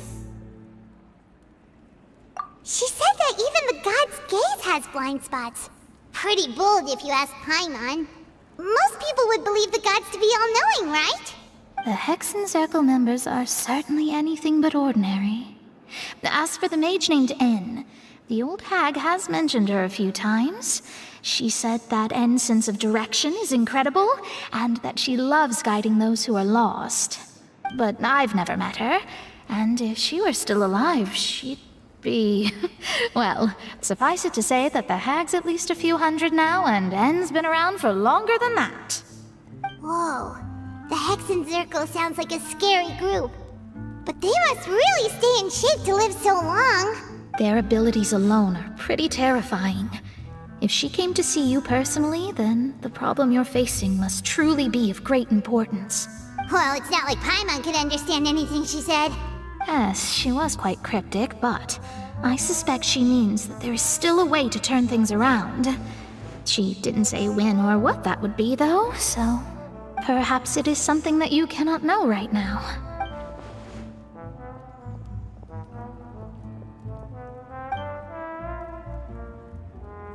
Traveler, Paimon, are you two all right? Oh, we're fine. We're just a little down right now. It kind of feels like the end is coming, you know? I see. I feel that same sense of desperation, too. I guess you could consider me someone who has often witnessed fate. So far as I have seen, it cannot be swayed. But even so, I still hope for, and believe in, miracles. Astrology is eternal and rational, but fate may not be. It is cruel, but it can also be beautiful. Perhaps that's what En was trying to tell you. Not to lose heart, and to believe that what you are seeing playing out before you is not yet set in stone. I did originally think of steering clear of all this, but I couldn't. Even if this is all futile, I still wish to help everyone.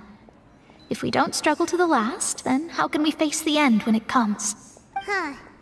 You do have a point. There I go, talking about astrological principles again. Sorry about that. The moment I start talking about work-related stuff... I need to get going. It was worth trying to comfort you, even if only a little. I believe that you'll help those who are struggling in the same way I did. I suppose that might be why we always seem to meet by coincidence. Paimon feels kind of moved by what Mona said.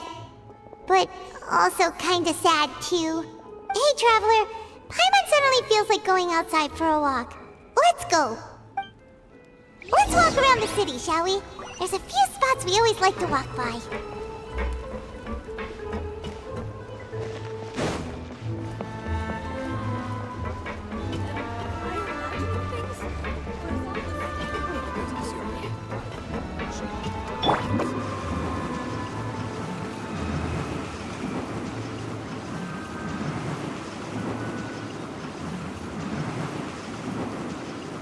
I'm out of here!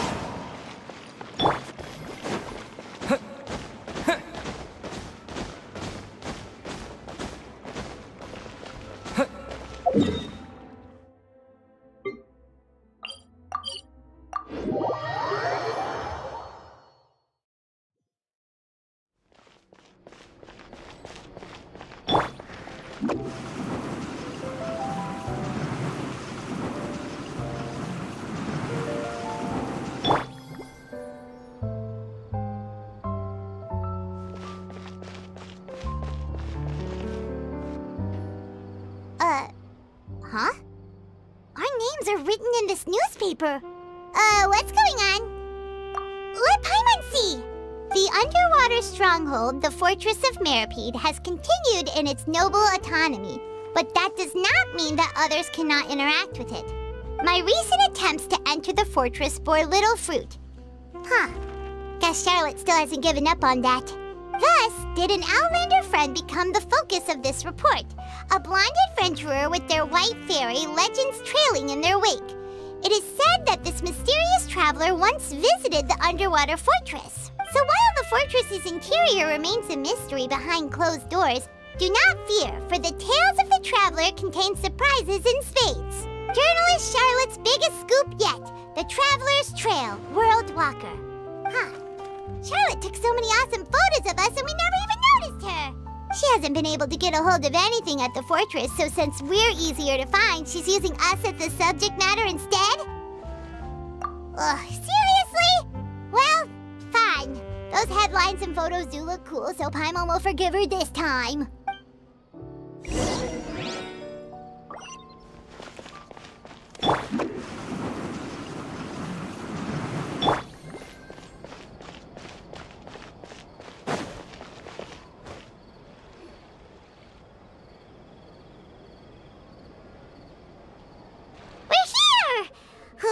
Paimon's hungry. Should we go in and get something to eat?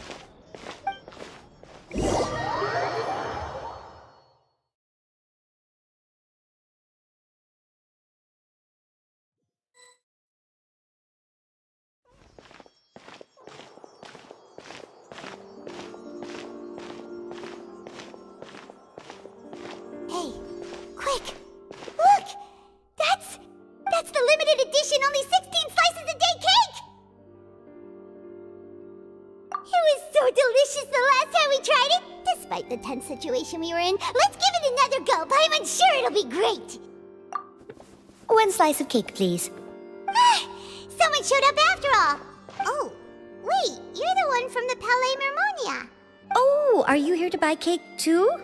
It seems Monsieur Nervalette was right. You really can eat. Wait, did he really say something like that? That's right. Even he has his own preferences when it comes to food. As for me, I love the cake and coffee here. Do you come here often? Usually every day. Every day? It's part of my daily schedule, apart from work. I shall have my cake and coffee. Then what if someone told you one day that this place would be closing soon, and you wouldn't get to eat cake here anymore? What would you think? But why would it close? Well, Paimon doesn't know either, but maybe the waters will rise tomorrow. You know, like in the prophecy. Oh, the prophecy. To be honest, I haven't paid much attention to that. No, still, even if there'd be no more cake tomorrow, that wouldn't keep me from having some today. No, it's the same for eating in general. You might not be able to eat tomorrow, but if you can do so today, then you should carry on. That's what people call living, you know. Huh.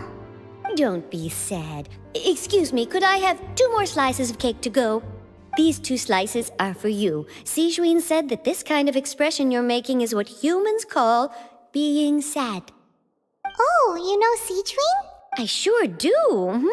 She was born before me, and she sometimes comes to the surface to teach us things about humans.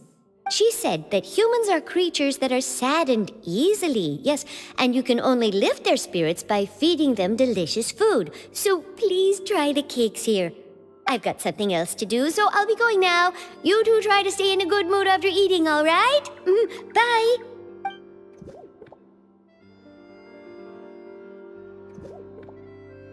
And there she goes. All right, let's dig in. Paimon's sure this cake will be delicious. It's more delicious than last time, and the flavor gets even better with a sip of tea. It sure would be nice if we could come again tomorrow. Sure would be nice if we could always eat delicious food here.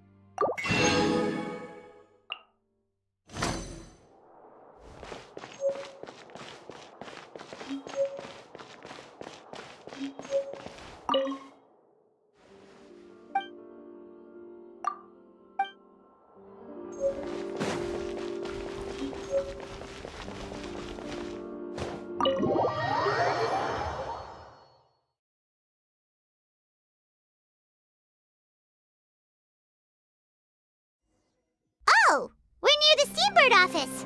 Let's go look for Charlotte and have a chat.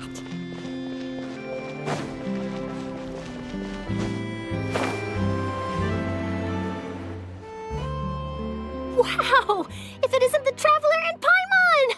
Oh, have you seen the article I wrote about you? Ha! You've got some nerve! You just used us to make some quick mora! Oh, you needn't worry about that. I heard that you were in Poisson some time back, so I sent you a letter to discuss just that. It appears you didn't receive it, though. It's all right, though. I've set aside the amount intended for you. I've even set the table with some food. Really? Oh, you're the best! You're almost a little too easy to win over, Paimon. If I were a journalist with ulterior motives, you'd be in trouble now, you know. Oh, Paimon knows you're not like that. Still, what brings you here all of a sudden? Were you looking for me? When Mona mentioned you, we thought of coming to see you at work. I see. It seems you've already bumped into Mona here in Fontaine. So she mentioned me? What did she say? She said that you're a real daredevil of a journalist. Nice. In which case, can this daredevil journalist dare to request an exclusive interview with the legendary Traveler and Paimon? Huh? So your article in the paper today doesn't count? Oh, of course it doesn't. That was more like live photography. What I'd like to do is dive deeper and ask you to talk about the things you've seen and experienced. Yeah, are we even qualified enough? Why not? If I say you're worth an interview, then you're worth it. But not right now, of course. I'll need a few days to prepare. Oh, in that case, we'll just chat when you have the time then? Oh, so that's a yes? Ooh, splendid! I'll tell the editor-in-chief immediately. I'll have to apply for lighting, a venue, some props, and... Whew, so much to get done now. Talk to you later. Wait, Charlotte, Paimon's still got a question for you. And what's that? If, just for example, Fontaine were to be flooded tomorrow, what would you do today? Huh, that's the prophecy you're talking about, isn't it? I mean, I do hear about it often, but I've never once thought that the day could be tomorrow. If you're seriously asking, then I might try and think of a way to leave Fontaine. Oh, but I'm still a journalist first and foremost. That means I have a duty to be reporting from the scene.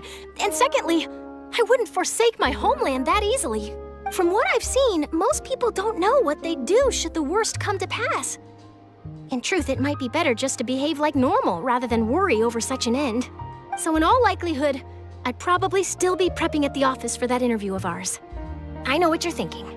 That sounds a bit sad, but I've always believed that it's best to do what you enjoy. Just think about it. If this nation really were to be suddenly destroyed tomorrow, but I still successfully finish an exclusive interview with a truly unique person, then the story I would wind up writing would truly be timeless. And then do you know what I'd do? Well, I'd write that story, send it for printing, and use messenger pigeons to get copies out to the various nations as soon as possible. I'm not a dreamer, nor am I a workaholic, but I do love my job, and I'd be proud of leaving such an article behind. I guess you could say that I was born to be a journalist. But anyway, that's my answer. And on that note, I'll get back to my preparations. That's so nice. All of a sudden, Paimon actually kinda envies her. Anyway, let's go and take a look at the sea, shall we?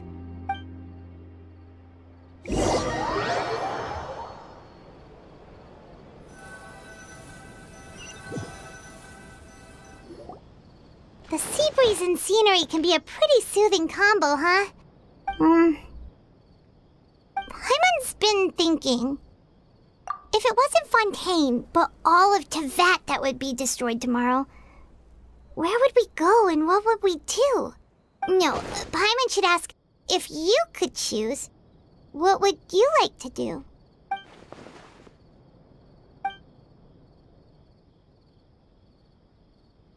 We've always been moving to the next destination, so we haven't spent much time thinking about these kinds of things. We didn't have to either, with us always being on the road and whatnot. You mean, still traveling? Huh. Wait, isn't that what we've always been doing?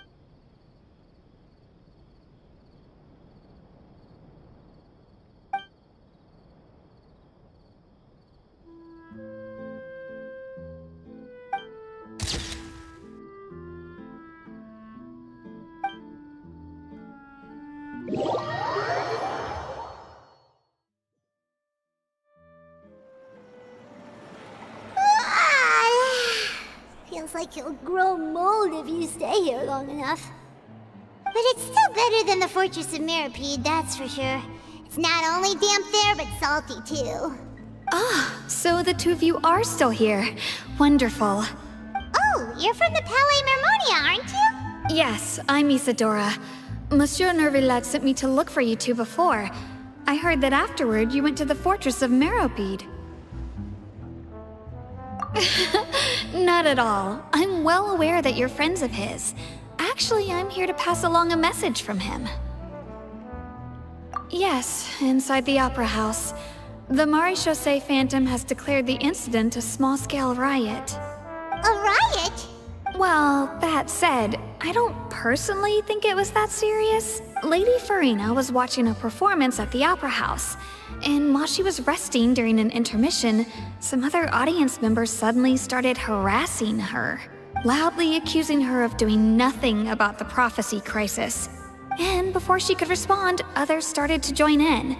The crowd continued to grow, and protests against the Hydro Archon started to break out. So people have started to put the blame on Farina. Guess they finally found an outlet for the pressure they've been under due to the prophecy. I agree. People will naturally rely on gods, as is customary. But the moment people feel threatened, gods are also the first to be blamed. So what happened after that? Is Farina okay? Seeing that the situation was spiraling out of control and that further argument was pointless, she claimed that she'd gotten tired of this and left in a hurry. The Maréchaussée Phantom had their hands full maintaining order and did not catch where Lady Farina had gone. Only when things had stabilized did we realize that she had gone missing. So, you mean she's still missing? That's right. The Maréchaussée has dispatched many people to search for her, but we don't have any leads yet. That said, I don't think there's much to worry about. She is a god, after all. Even if she were to fall into the hands of rioters, what could ordinary people do to her? Good. Monsieur Nervillet sent me to tell you about the situation, but he didn't say anything else. Don't worry, this is more than enough to go on. Thanks for keeping us informed. Ah, is that so? Well, all right then.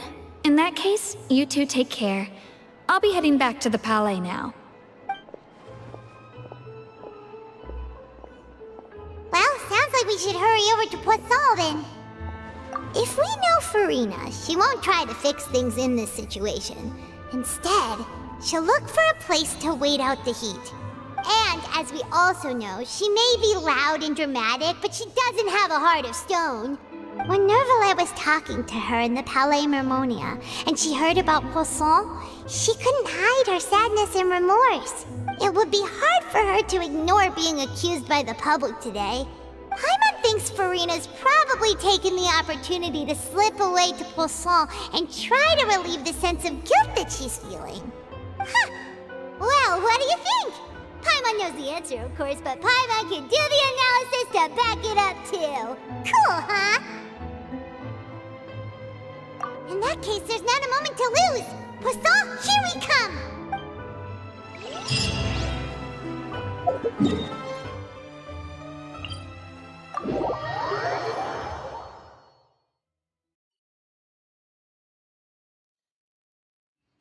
This place looks deserted. Guess all the survivors must have evacuated already. All that's left here are signs of devastation. Could Farina really be here? Let's try to find her as soon as possible.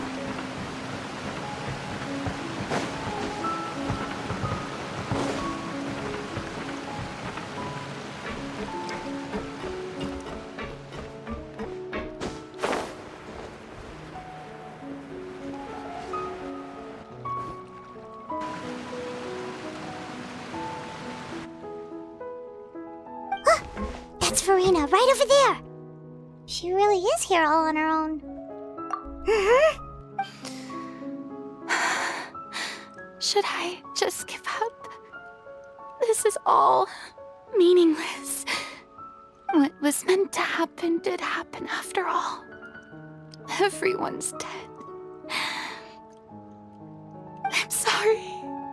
I'm so sorry. Give up, Farina. There's no point in holding out. sorry. But what can I even do other than to repeat meaningless apologies over and over? Who's that? Don't worry, Farina, it's just us.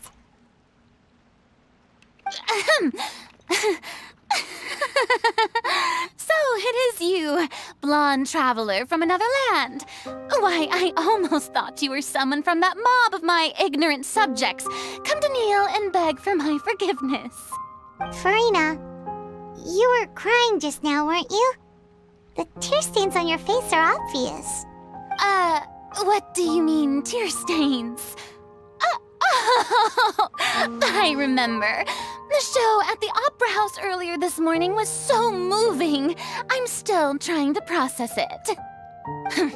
Who did that uncivilized rabble think they were, disturbing my enjoyment of the arts? They even dare to tout their Archon. I must teach them a lesson. I can just imagine their twisted and frustrated faces once they realize that I'm nowhere to be found. Oh, and I'm sure Nouvellette and those people from the Maréchaussée Phantom are freaking out right next to them, too.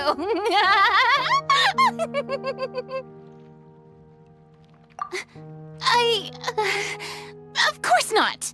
Hey, there she is! The Hydro Archon's over there! Quick, after her! Farina, those people seem to be after you. They are? They're just some rabid fans who want to cut the line because they haven't been able to meet me in person, aren't they? That's against the rules. I can't let them get their way. Farina just ran off! Quick, we have to catch up with her!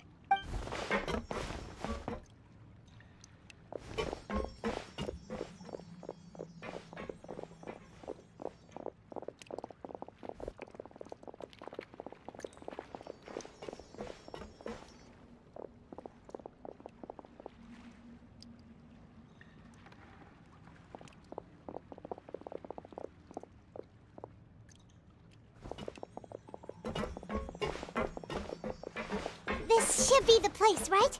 Hey, Farina! There's a good hiding spot over here. Quick, come to Paimon before the rest of them catch up to you. What is this place? Hurry, they're almost here. Fine. I suppose haste is warranted. Lead the way.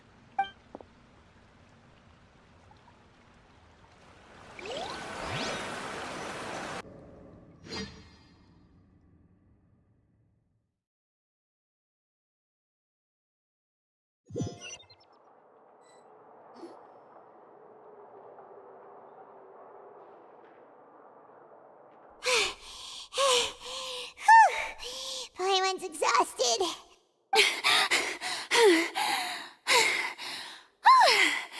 I'm so tired. I totally thought they had caught me. No, I merely gave in to the sheer enthusiasm they displayed.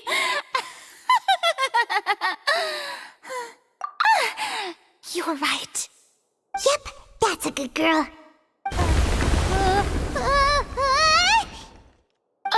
What's happening? The ground's shaking. Is it an earthquake? Yeah, a quake of this kind preceded the flooding in Poisson, didn't it? It can't be. It's happening again. Well, there's no need to worry too much about that. Nouvellette's made some emergency plans, so the evacuation should go a lot smoother this time. Yeah, I hope you're right. But the people of Poisson, they've already...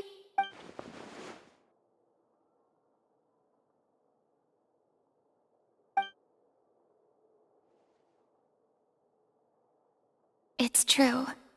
I've been investigating the prophecy for hundreds of years.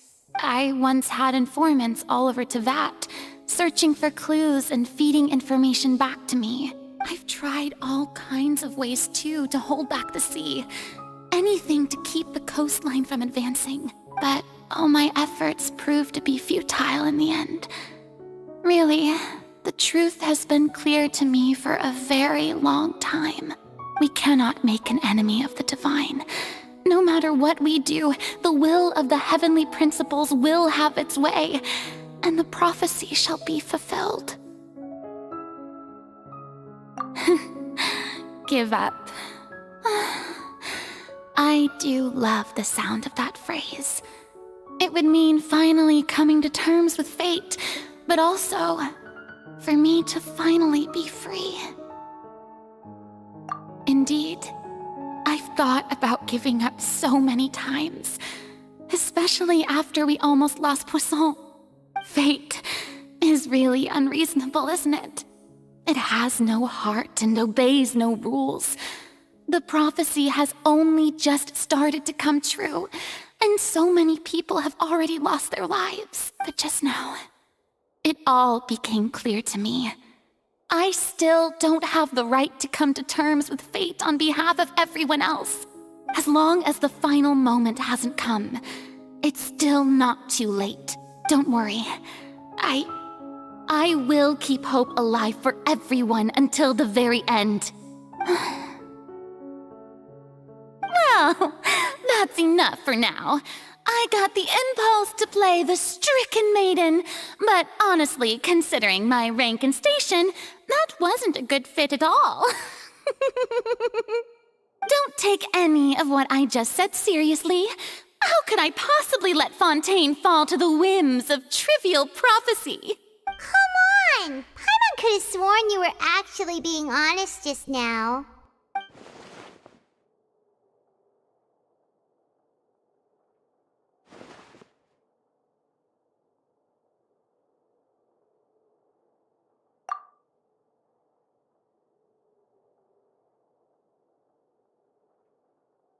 Share my burden. That's impossible. It was fated right from the start that this would be my duty alone.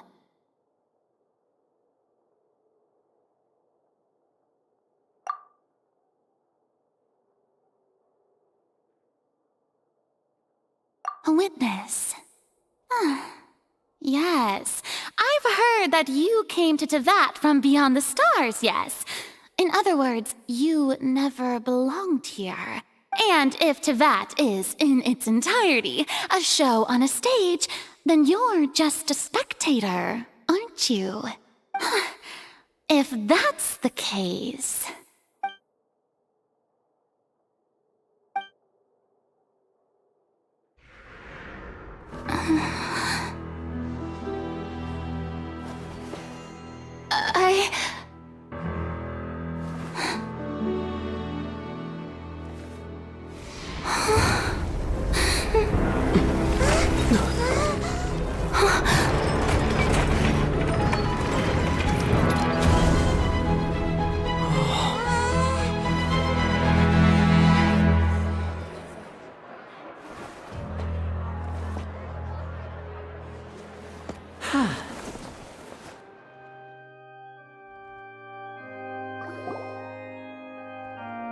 Ladies and gentlemen, this concludes my opening performance. Now, without further ado, we may proceed to the trial of our god. So this is what it is. Yes, you deserve praise for the effort you took to raise the dramatic stakes. Do not forget, however, that I am Focalor, the god of justice, the embodiment of justice itself. Does it not strike you as even the least bit absurd to bring the very concept of justice to trial? May I interpret these words as your refusal to stand trial? In that case, you will have the opportunity to defend your honor through a duel. You would draw your blade against a god? I see. It seems like you have made up your mind.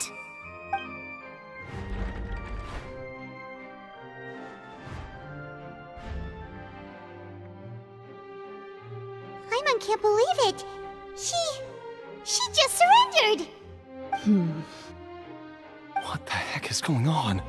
Did I just see an Archon surrender to a human? Wow, How utterly humiliating. Lady Farina, what is the meaning of this? It would seem that there has been a misunderstanding. To be clear, the raising of both hands is not always an indication of surrender. Looking for excuses again, huh? I raised my hands just now to indicate my acceptance of the trial. No duel shall be necessary. I will admit that I've been running away for a long time. I'm sorry, everyone. I was unable to protect the people of Poisson. It is my duty to stand trial for my crimes. You are not the only ones to be disappointed in me. I, too, am exceedingly disappointed in myself. But now, it is time for the Hydro Archon to show you her courage and resolve. I, Farina, will use this trial to show the world the true meaning of justice! This time, I will protect you. Applaud and rejoice! One of the most outrageous and fantastical arcs known to the opera epiclese is now unfolding before your eyes. Mark my words, this shall be one of the most exhilarating and brilliant shows ever to grace the stage of Fontaine! The trial of the Hydro Archon, Focalor, will now begin! Woohoo! Oh, now we're making history! Why does it feel like Farina just took over the whole thing? Like, come on! Didn't she just get forced to stand trial for her crimes? Also, even though she's still acting super dramatic, she is taking this seriously this time, right? All right, then. Who will be my opponent in this trial? The court asks the prosecutor to please take the stand. Is that so? Very well. Then please speak, witness of Tivat, my accuser and fated opponent.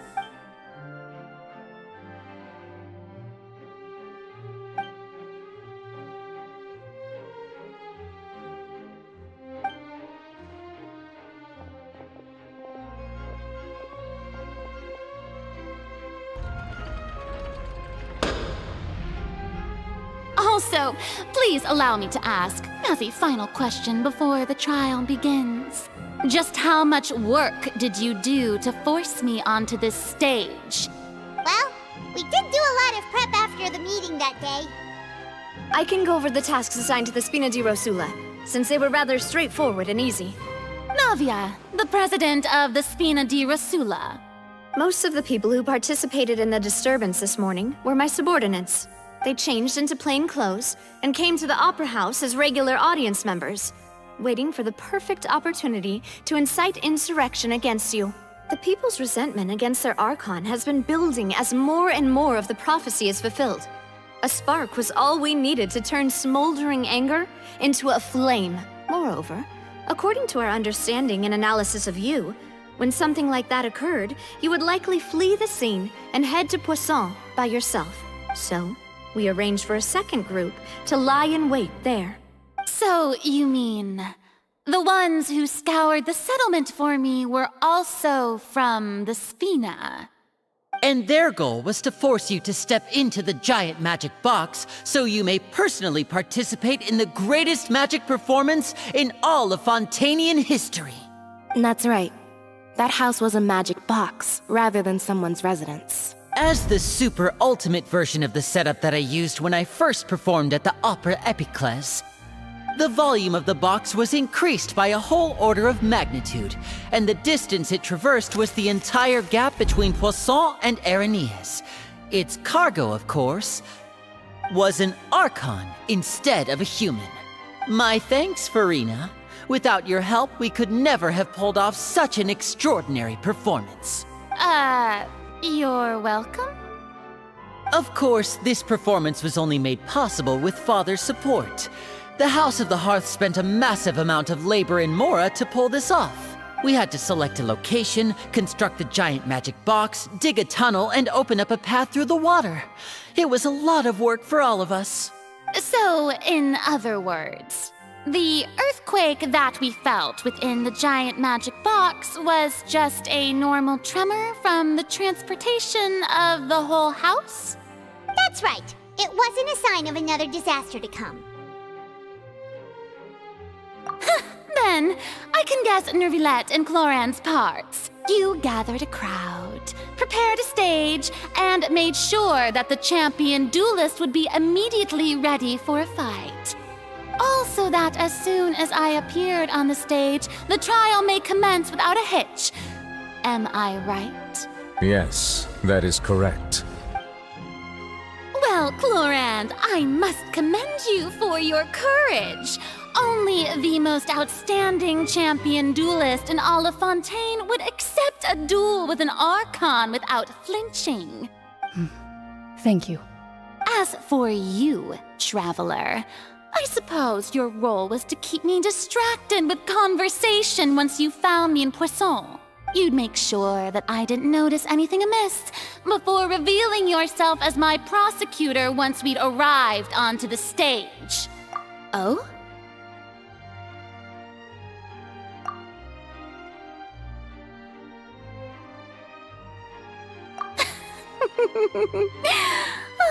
Is that so? Then I suppose I must have missed my final chance. It's fine. It matters not. What's done is done. The stage is already set, so there's no reason to disappoint the audience. Let's see this trial through to the very end.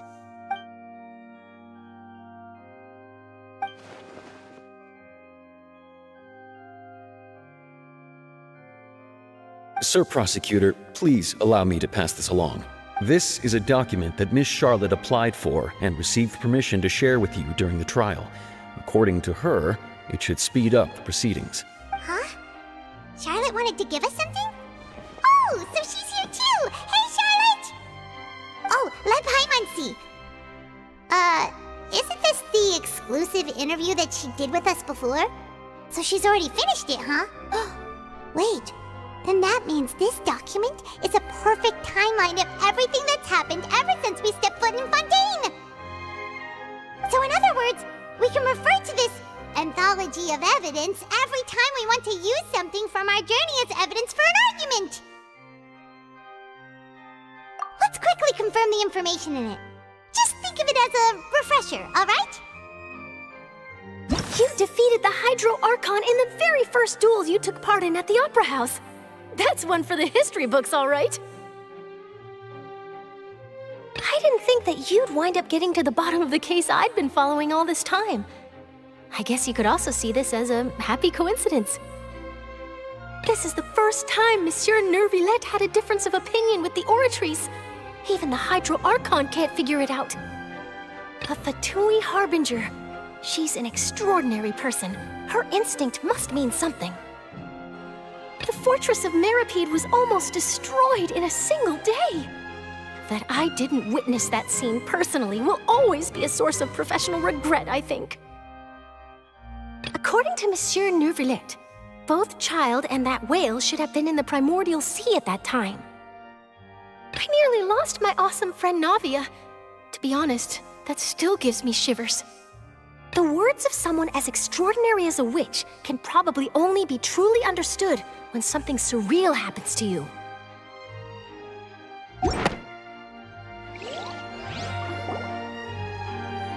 The prosecution and the defense are both in position. The trial shall now begin. Oh, come on, Nervilette. There's no need to repeat all the unimportant legalese. Just fast forward to the part where the prosecution lays out my offenses. As the defendant and the lead actress of this performance, I still haven't even been informed of my supposed guilt in all of this. Of course, it is only natural for humans to struggle to understand the actions of a god. However, you will need more than that to convict me of a crime. That's true.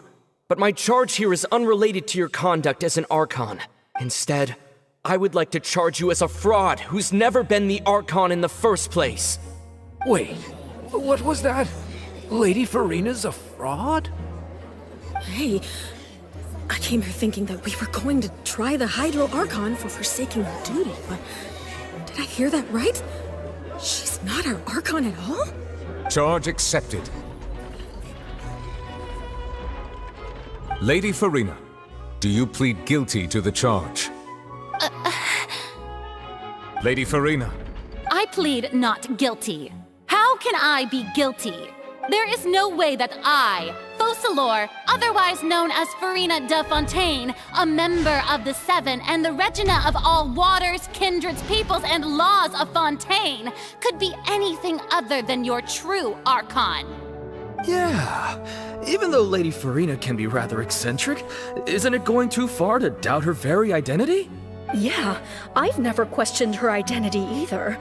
Sure, Lady Farina can be super irresponsible, but what grounds does that prosecutor have to make such a huge claim? I have cause to believe that common sense will prevail in this case. Many of the members of the audience have known me as the Hydro Archon ever since they were born. There would be no fooling their memory. See? Even the Oratrice has decided to show me its favor. Are you sure you want to commit to a charge that will never be upheld? If you wish to drop the case, I can promise you as the God of Justice that you will not have to face trial for making a false accusation. We will treat everything that's happened as a dramatic spectacle and move on with our lives. What do you say to that? Huh. An argument with near impossible odds, huh? We have to not only refute Farina's claims, but also overturn the long-held beliefs of the people. Well, I tried to give you the chance to surrender. If you must persist, then let me ask. If you believe I'm not the Archon, then what manner of being do you think I am? And if I was not the Archon, then how did I manage to live for over 500 years?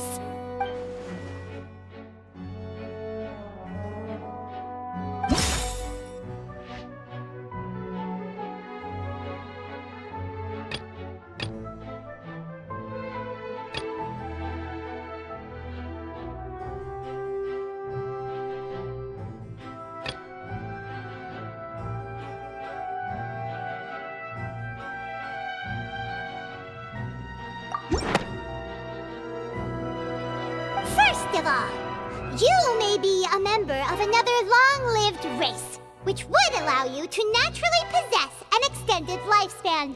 And second of all, even if that wasn't the case, there could be other ways to extend your life. Who gave you that idea? Was it the knave?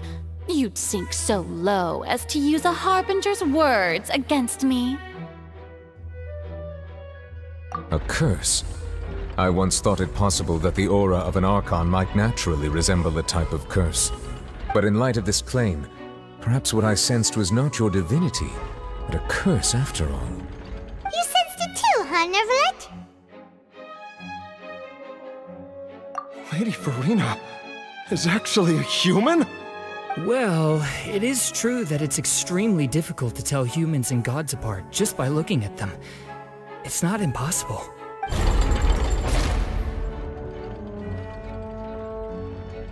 Well, don't start celebrating too early now.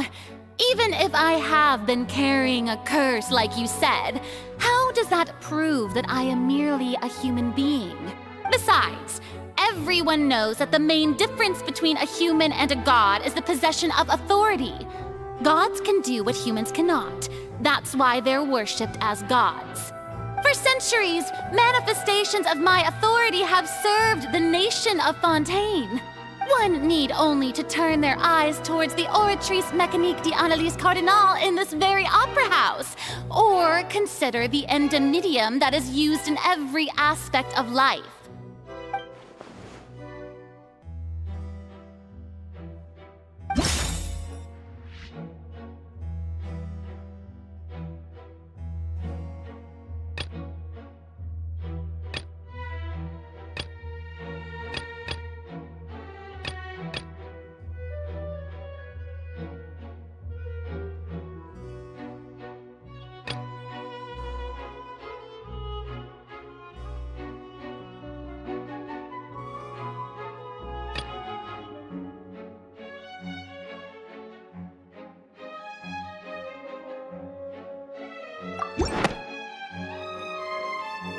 You tried to reference the Oratrice. But weren't you as confused as all the rest of us when the Oratrice declared Child to be guilty without any proof? Otherwise, you should have come up with a good explanation for that by now. Didn't I make myself clear at the time? The decisions of the gods are naturally difficult for humans to comprehend. There is no need to provide an explanation.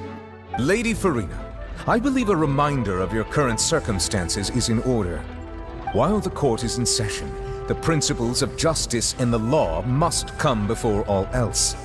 While you are an Archon, you are also first and foremost the defendant in this trial. You will prove yourself unable to defend against the prosecution's charges if you continue to withhold vital information against the rules of the court. I never thought you'd use that kind of rhetoric against me. That was no trick of rhetoric, Lady Farina. I've merely reiterated the rules of the court. Rules that all should respect and follow. So, you neither knew why Child was declared guilty, nor did you understand the structure and operations of the Oratrice. Instead of having been created by you, the manifestations of authority you mentioned have been made by the real Hydro Archon, haven't they? The real Hydro Archon? Well, now you're really losing me. It is true that I did not know why the Oratrice gave out a guilty verdict that day. But the Oratrice handed out that verdict unilaterally, and it has been operating independently ever since it was first created. You can't argue that just because a divine creation is flawed, that the god behind it must also be no god at all. She's still throwing out all kinds of excuses. Seems like she's confident that we won't be able to produce proof that she has no power over the Oratrice.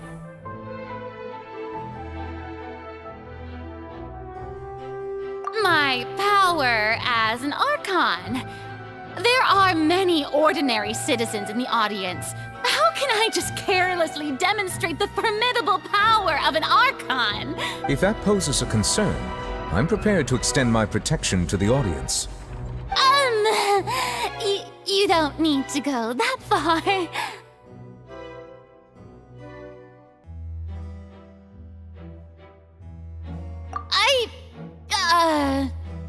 Aren't you the Hydro Archon? Or is it that you can't even wield the power of Hydro, much less the authority of a god? Indemnitium! Yes! It's all because of Indemnitium! All Archons derive their power from the faith of the people, and I've converted the people's faith in justice into Indemnitium. Thus did I give up all of my divine power to provide everyone with energy for their daily lives. Have you ever seen a more magnanimous god? Isn't that a huge stretch? Yeah, no matter how generous an Archon can be, how could they give up all their power? Can a god with no power even still be called a god? It seems like nobody's buying Farina's excuse. Hey, come now, everyone. Please don't stare at me as if I was a liar. I'm still the same Farina you knew, right? The one that you loved. Shouldn't you want to believe in me? Please? You've got to believe me. If what the prosecutor said is true, she really has committed a grave offense. Did she deceive all of us? And all of our parents and grandparents too? And all of our ancestors? Ever since they were born? Enough! That's enough. Tell me then, if I'm not the real Hydro Archon, then who is? If you have no evidence of another Hydro Archon's existence, nor can you find anyone who can back up their claim to be such, then what grounds have you to say that I'm not actually the real deal? Wow, she came up with yet another argument. How can we refute her now? Seems like she really doesn't want to give up.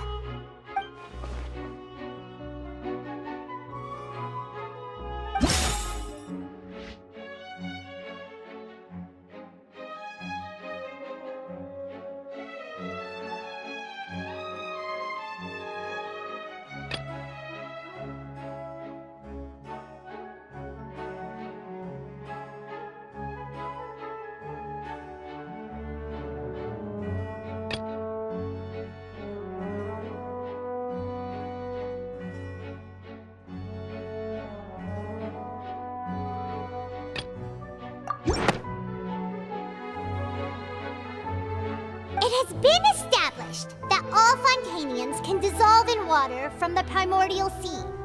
And that means... Since you insist on claiming to be a god and not a human, then there's a method that you can use right here and now to eliminate all suspicions of you being the latter. Miss Navia, please apply to serve as a temporary attorney for the prosecution before addressing the court. Though you act in partnership with the prosecutor, you must still adhere to proper procedure. Super sorry, Monsieur Chief Justice. I swear this really will be the last time that I'll speak out of turn. Now, I've brought some seawater from Poisson. As everyone knows, a massive flood struck the area not long ago, taking many lives, including those of some of my closest friends. So, Miss Farina, would you dare to touch some of this seawater?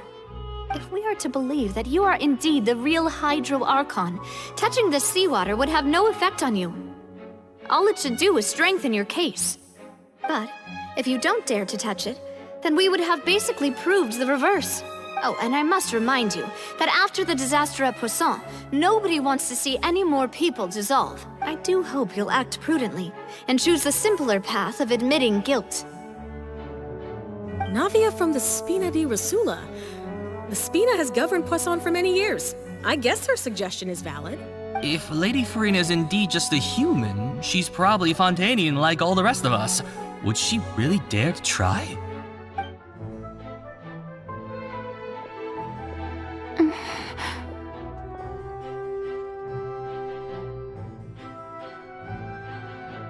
Lady Farina, this test has been unilaterally proposed by the prosecution.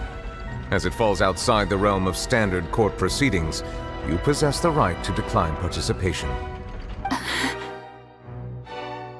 Well, of course he had to tell her that. But refusing to participate is basically the same as a confession of guilt. She's just staring at the water without saying a single word. It really does seem like she's quite terrified of it. That could only mean... What's going on? Is she really planning to... That's not what we thought she would... Due to the inherent risk of the test, Lady Farina, you may... What? Hey!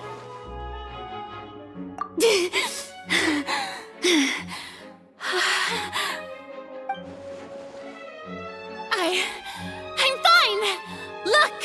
Look at me, everyone! My hand is still here! I haven't been dissolved! Will you believe me now? I really am your Archon! I'm nothing like a normal human who would fall apart as soon as they touch this water! Really? Was this not the most obvious thing in the world? Miss Siegewing? If you're present, Miss Siegewing, please come forward and attend to the defendant. Siegewing? Don't be nervous. It'll just take a few seconds. That should be enough. Please announce the results of your evaluation to the court, Miss Siegewing. As everyone doubtlessly saw, Miss Farina was displaying symptoms of hyperventilation and flushed skin. These indicate that she was experiencing the adverse effects of exposure to primordial seawater. The extent to which she was affected is the same as other humans when exposed to primordial seawater of a similar concentration. Thank you, Miss Siegewing. Lady Farina, you may return to the defendant's stand. Oh, wait. What did she just say? I didn't get dissolved! Shouldn't that be enough to prove my innocence? Well, considering your tendency to run from your problems, we did originally prepare a direct sample of the seawater around Poisson. However, after extensive discussion, we exchanged it for a sample that is not concentrated enough to dissolve an actual human. After all, on the off chance that something entirely unexpected might occur, we don't want anyone else to lose their life to the sea. Yeah, so out of regard for Farina's life, you secured a low-concentration sample and asked the head nurse to serve as an expert witness. It's a great thing that the direct sample wasn't actually used. Farina could have... I can't believe... You...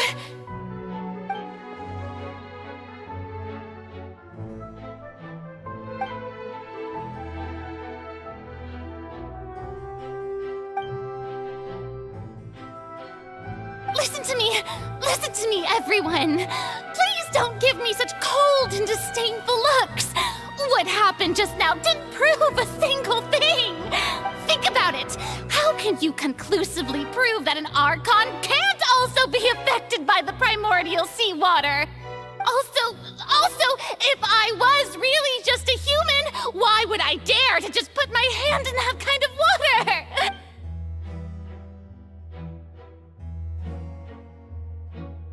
Please, everyone, anyone, just listen to me. I swear, I really am your Archon.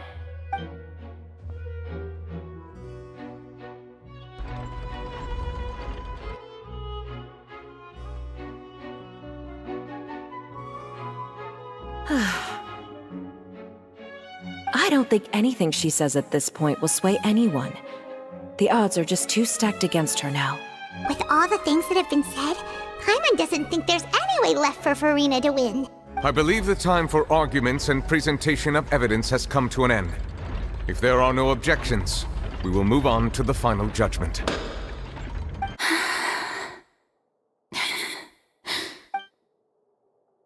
I don't think anything she says at this point will sway anyone. She's too stacked against her now.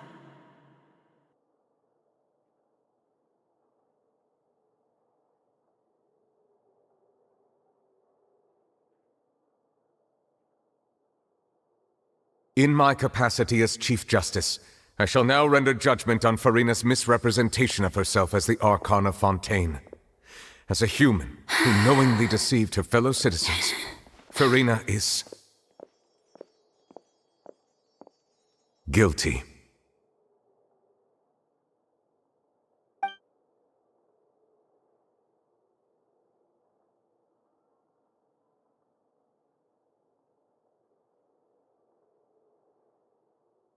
We shall now turn to the Oratrice Mécanique d'Analyse Cardinale to render the final verdict on the charges.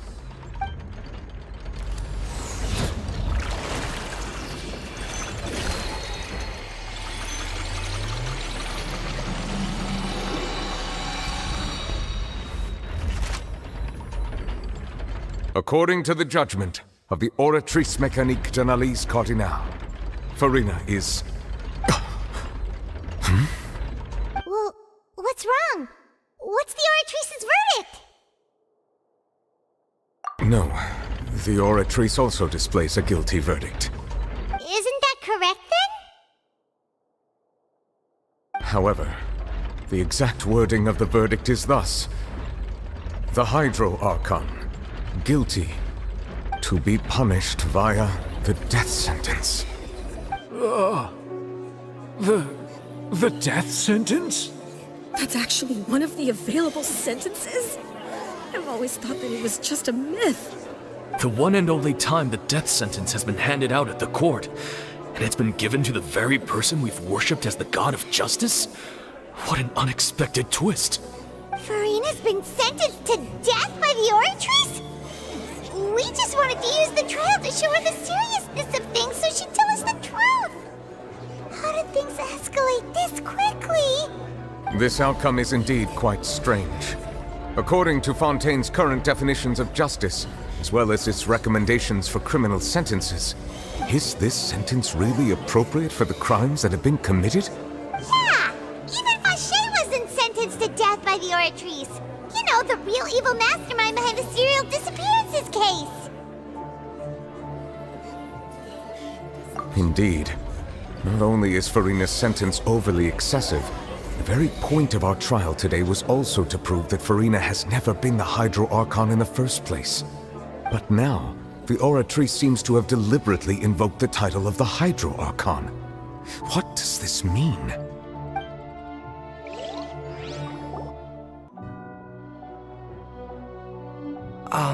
Excuse me, if I may interrupt. Is the trial still going? Fremine! Oh, you finally made it.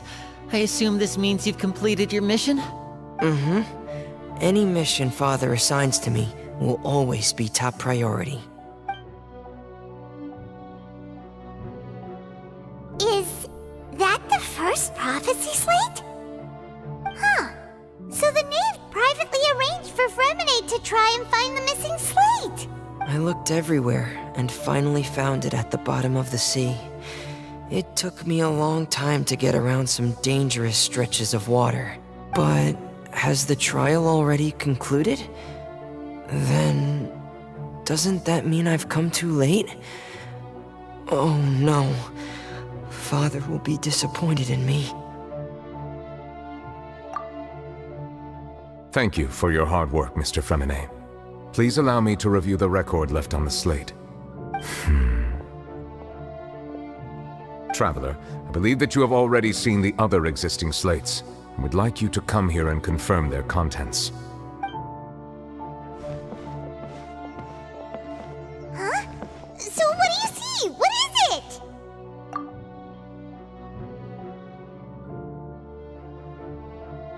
I believe I've now made sense of the Hydro Archon's crime. It has to do with Fontaine's lost history. Huh? Isn't the Hydro Archon just guilty of deceiving her people? Oh, wait, no, that's Farina, and we've already proven that she's not the Hydro Archon. So when you say Hydro Archon, do you mean the real Hydro Archon we've been kinda talking about? In truth, everything that you've encountered in Fontaine up until this point can be traced back to the contents of these stone slates. However, I'm uncertain as to how much sense they currently make to you. Okay, let's try to recall the contents of the other 3 stone slates. Paimon will do her best to help you remember.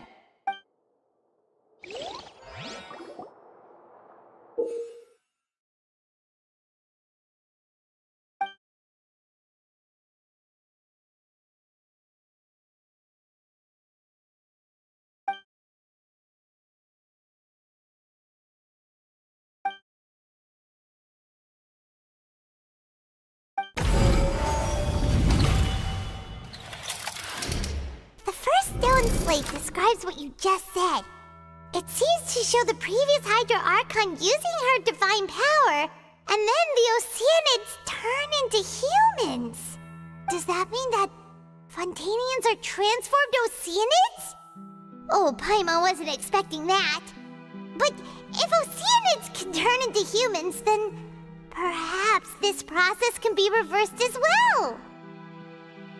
The second stone slate shows Celestia floating in the sky, and the Hydro Archon and her people worshipping it together. But the heavens still brought judgment down upon them. This must be the point when the Hydro Archon and the Fontainians were branded with their original sin. Does this mean that the original sin and the Hydro Archon sin are the same thing? The third slate shows the Hydro Archon sinking into the sea surrounded by many people. That reminds Paimon, didn't we also watch that happen to someone else? Well, the fourth slate is the prophecy the Fontainians have been talking about. People dissolving into the sea, the Hydro Archon crying on her throne, and so on. We didn't believe that such a crazy disaster could happen at first, did we? But after that incident, it was just a question of when and not if.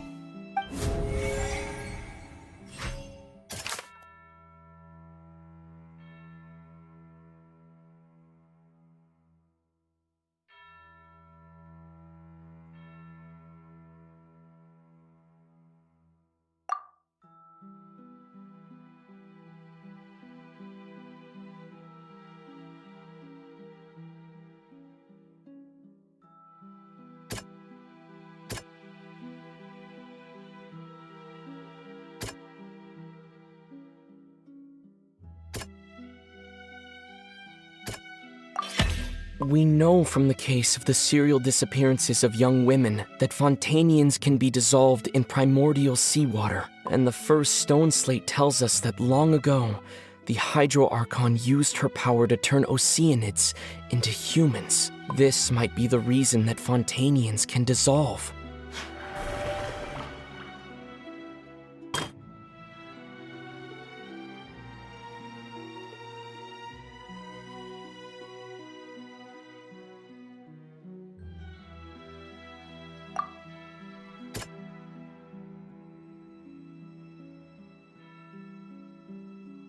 That doesn't sound quite right. Let's think about this some more.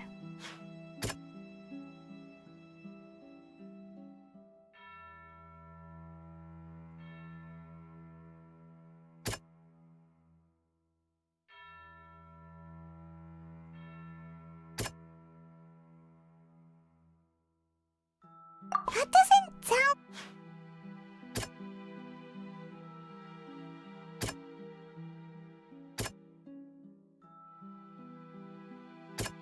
That doesn't sound...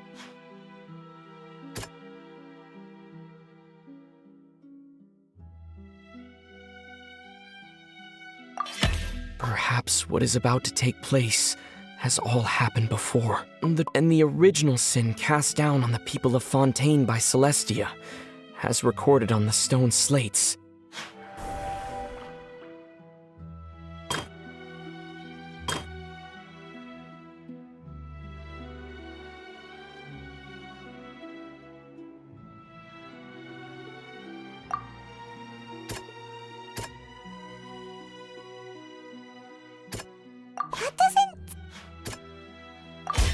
It's not as simple as falling into the sea. When Navia fell into the sea, her consciousness was subjected to judgment. The stone slates show the people gathered around the Hydro Archon in the sea. Could that be alluding to the same thing?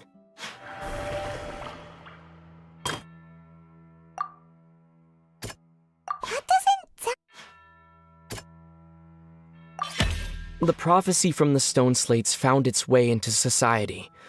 But not many people believed it at first. The fortress of Meropide was nearly flooded with primordial seawater, which we know can cause Fontainians to dissolve. It seems increasingly likely that the prophecy may come true. If we hadn't dealt with it in time, things could have gone very badly. They'll dissolve into the primordial sea but won't cease to exist. Their essence will flow in the seawater, converge, and take the form of an Oceanid. The Hydro Archon was sentenced to death in court, shocking everyone present. Perhaps this means that her sin was actually Fontaine's original sin. Navia fell into the water inside those ruins, and she nearly dissolved. She was surrounded by the people of Poisson in a court within her consciousness, and was forced to take part in a trial meant to make her stay. The eruption of the primordial sea at the fortress of Meropide was the surest sign that the prophecy was about to come to pass no matter what. The prophecy's contents can all be verified by recent events. If we combine what we know together, loads of truths should come to light.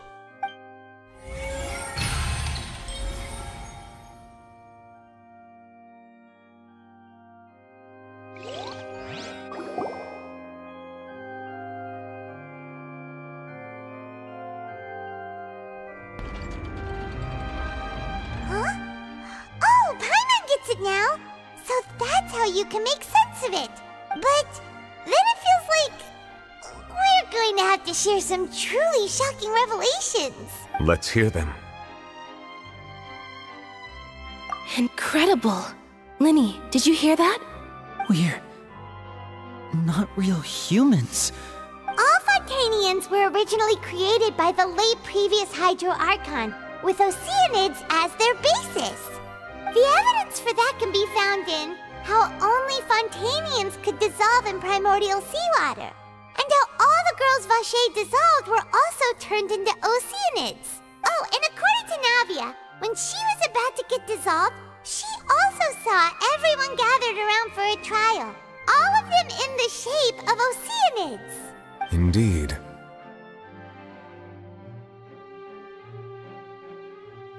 Yeah! And it follows from the content of the first slate that she probably angered Celestia by creating humans without prior permission. That could also explain why the Oratrice judged the Hydro Archon to be guilty. It's to account for that ancient sin. The Hydro Archon's true sin was creating us? And yet, after many hundreds of years, the Hydro Archon's creations have turned around to try to judge the Archon within the Opera Epiclese. The twists of history are often the most unexpected of all. Yeah! Isn't the image here just like when Navia fell into the sea? So wouldn't it be trying to show the image of the Hydro Archon also falling into the sea once the prophecy has been fulfilled in the fourth slate? end, the people will all be dissolved into the waters, and only the Hydro Archon will remain weeping on her throne. Only then will the sins of the people of Fontaine be washed away. Did Paimon get all that right? You've made some keen deductions. I must say, given how much you still don't know, it is impressive that you've already managed to connect